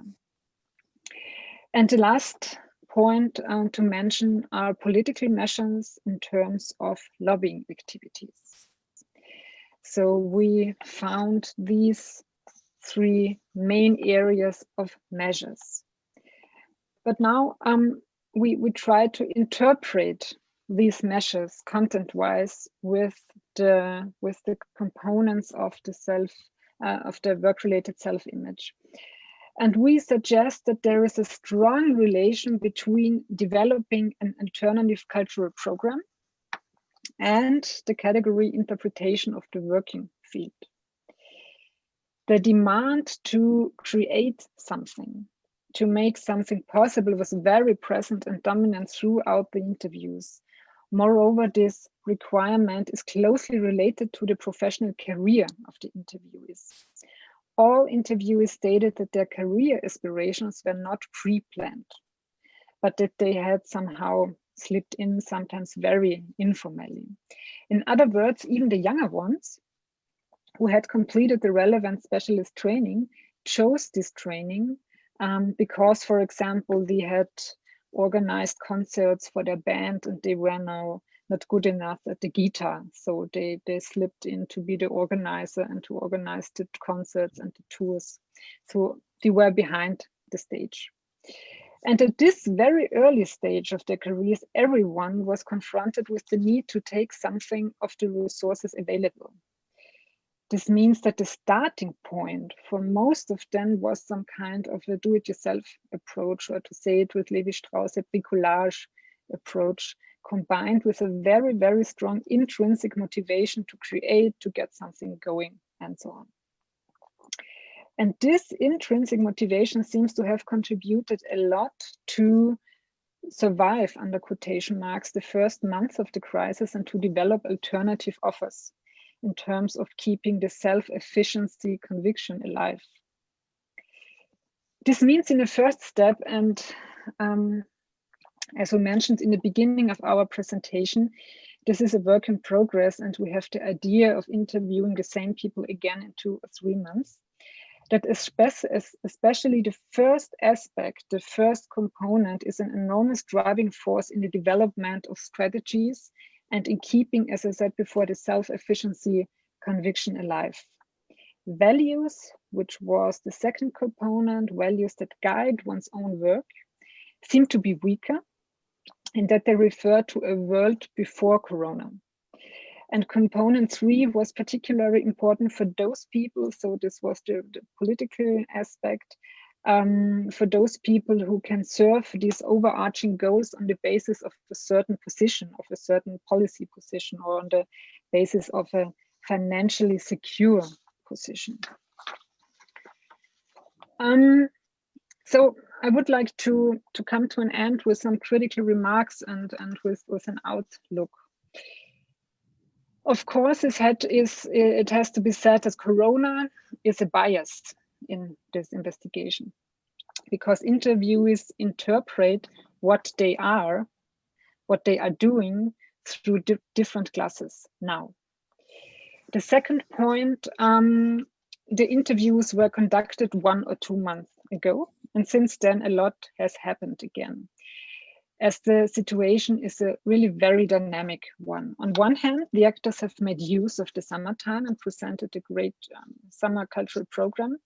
On the other hand, it is also clear that in autumn and in winter, the situation will be different. And this means that the statements we present here are statements that refer to a past situation. The third point, from the perspective of data analysis, it must be critically noted that the dramatic situation also influences the analysis, as it is difficult to free oneself from these personal narratives of the interviewees. And this can be achieved above all through a lot of discussion in the team, and we will have plenty of opportunity for this in the further process.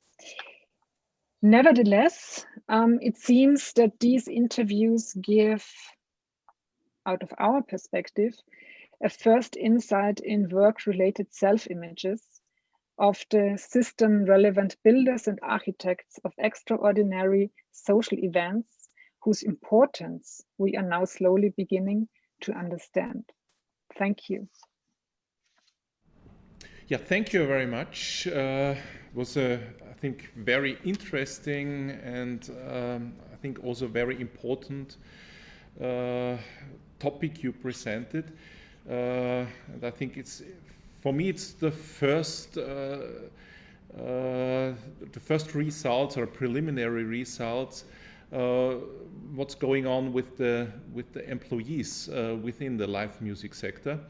So, and I think it's very important that you will continue because the crisis will continue. So we will see how the people will adopt to the situation, and maybe they find strategies to deal with the situation. Although it's very difficult to deal with the situation. Again, if you have questions, remarks, comments, please write your name in the chat, and then we will have a discussion list. A question to Beate or to Maryam, whoever wants to answer the question. Did you also ask them their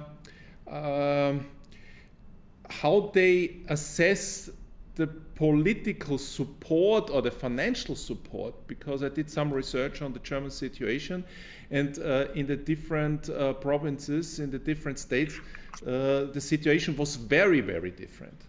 So,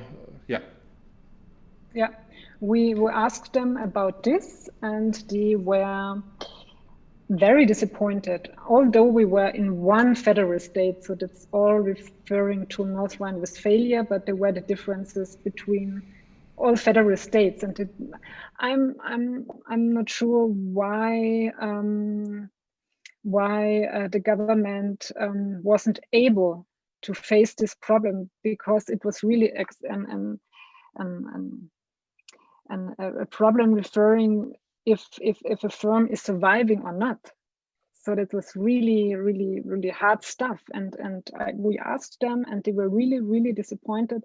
And this were somehow one of the emotional parts of the interview. They felt left alone and not system relevant. The whole discussion and discourse on this. So really, really emotionally. Yeah, and the problem is that there are different federal states and they have not the same subsidy system. Because it's also important to see the cultural workers behind. So there's, so we in Austria we have the discussion how to help the artists. Is very important, especially freelance artists. But we miss, I think so, the cultural workers behind the live music sector. And as I think, if you look at the employment and the employment numbers, the cultural workers are highly relevant. And I think they are, although they are not only working in the live music sector, they are affected because there are no events possible around. So you mentioned it in your presentation, but how did they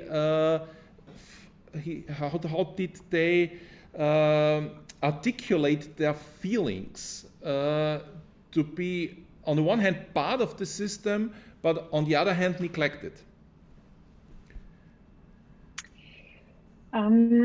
There were some initiatives and there was a lot of lobbying work. And for example, in Paderborn, there was the Paderborner Kultursommer, which was organized by artists and event managers and not by the city of Paderborn. And they negotiated a lot to get money, and there were really, I would say, plenty of concerts and events, and they tried to articulate the needs to the politics, and to build a network. They tried to support each other. I think this was a really, really important point. They looked, okay, I know this artist, and I know he needs the opportunity to be on the stage, and now we make the program in the summer, and we will include as many actors as possible so that they get some money, they get the opportunity to be on the stage, because beside the money, many musicians were disappointed because they were no musicians anymore, because they were not on the stage. They missed this feeling to be on the stage and to live the life of a musician. So this was not the financial aspect, but this was also a very important aspect, I would say. So to answer a little bit your question, I'm not sure. They tried to build networks. They tried to talk to the policymakers, and I would say for Paderborn and for Bielefeld, who are the bigger cities, also Gütersloh, they were successful to some extent. But the problem is that this works in the summer when you go outside, but now the problem is the autumn and winter, and you have all the restrictions, and politicians have to fulfill this restrictions. So they cannot say, oh, it doesn't matter, come in and now make your concert, because that's impossible. So also when they want to help, they can't. So there are limits. I think this is a good keyword. So what's next? Let us look into the future. It's not easy to, but I'm sure the corona crisis will be with us for months. Yeah, as it's not over. Especially the winter time here in Europe, especially in Central and Northern Europe.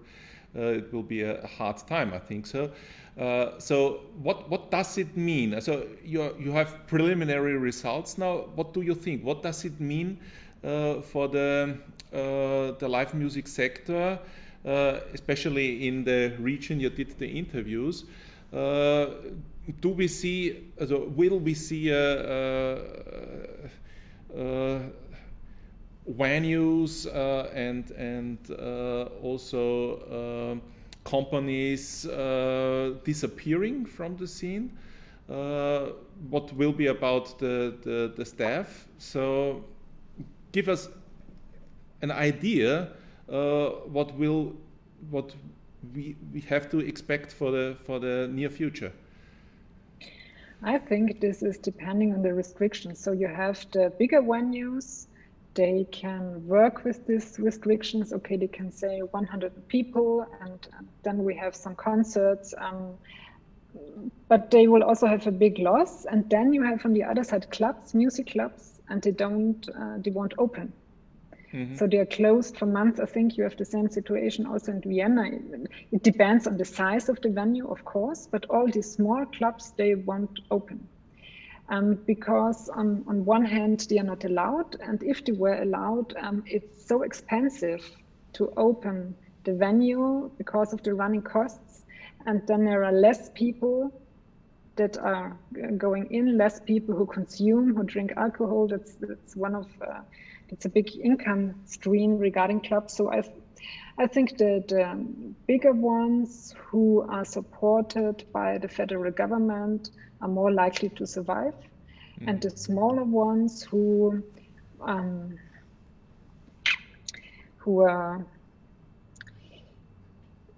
don't have a lot of how to say Rücklagen,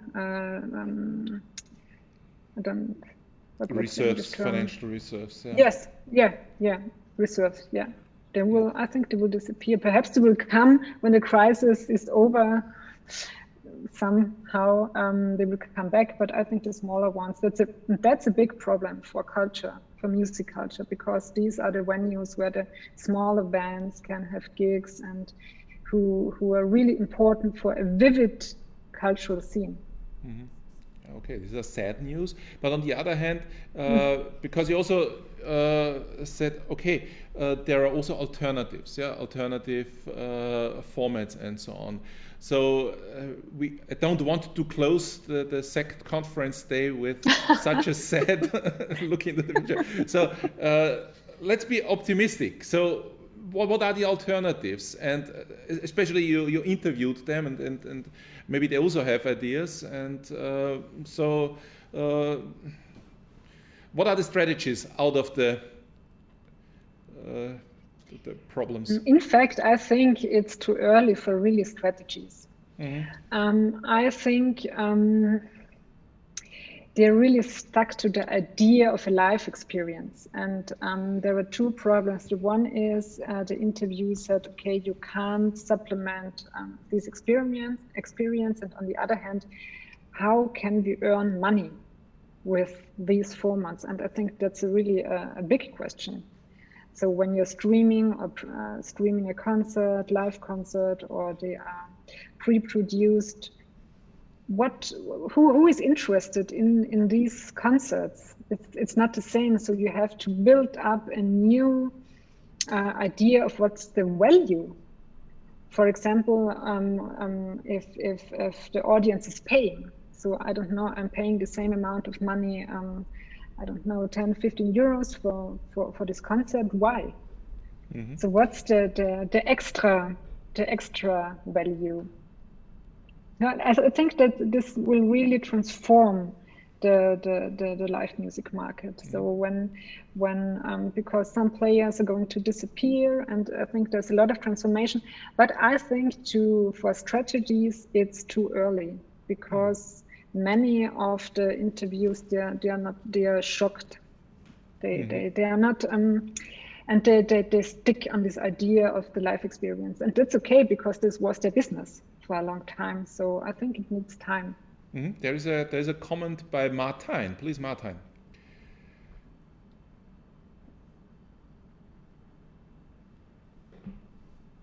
Yes. So how to find the unmute. Yeah, well, you said we should not end this conference day too pessimistic.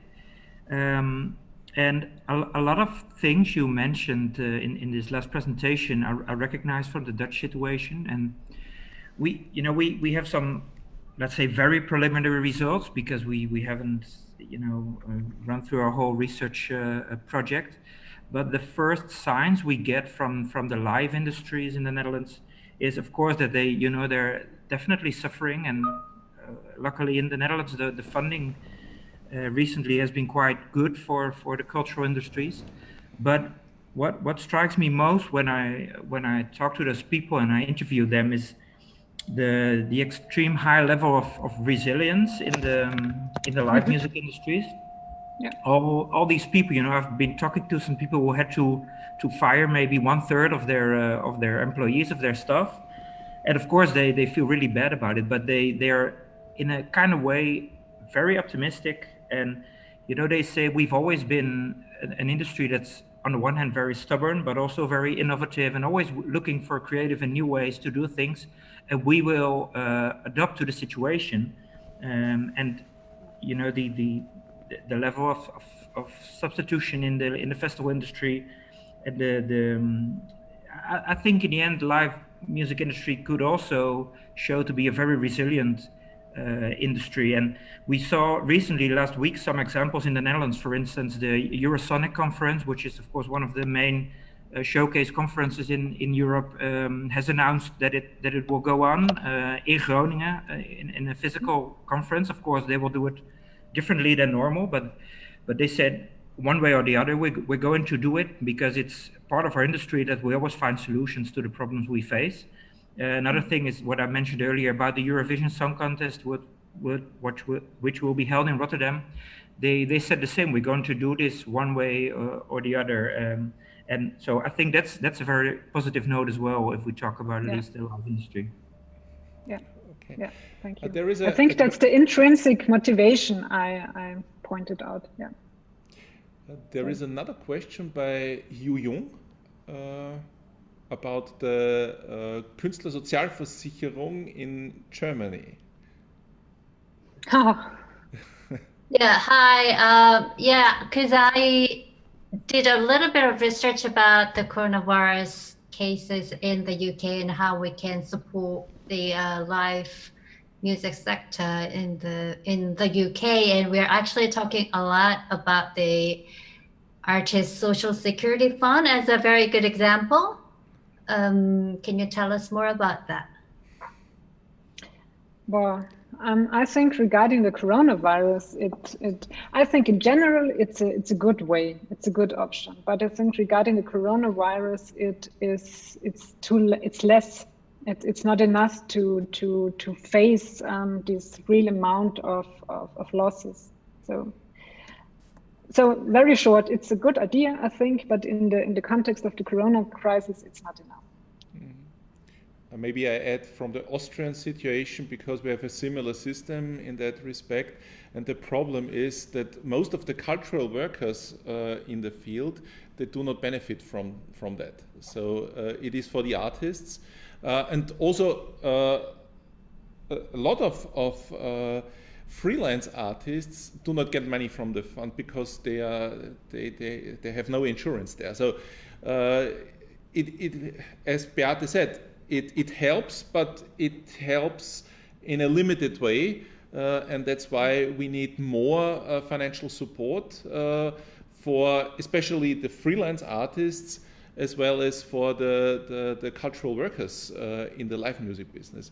So I think this is should be on the agenda, on the political agenda, and there should be lobbying for that.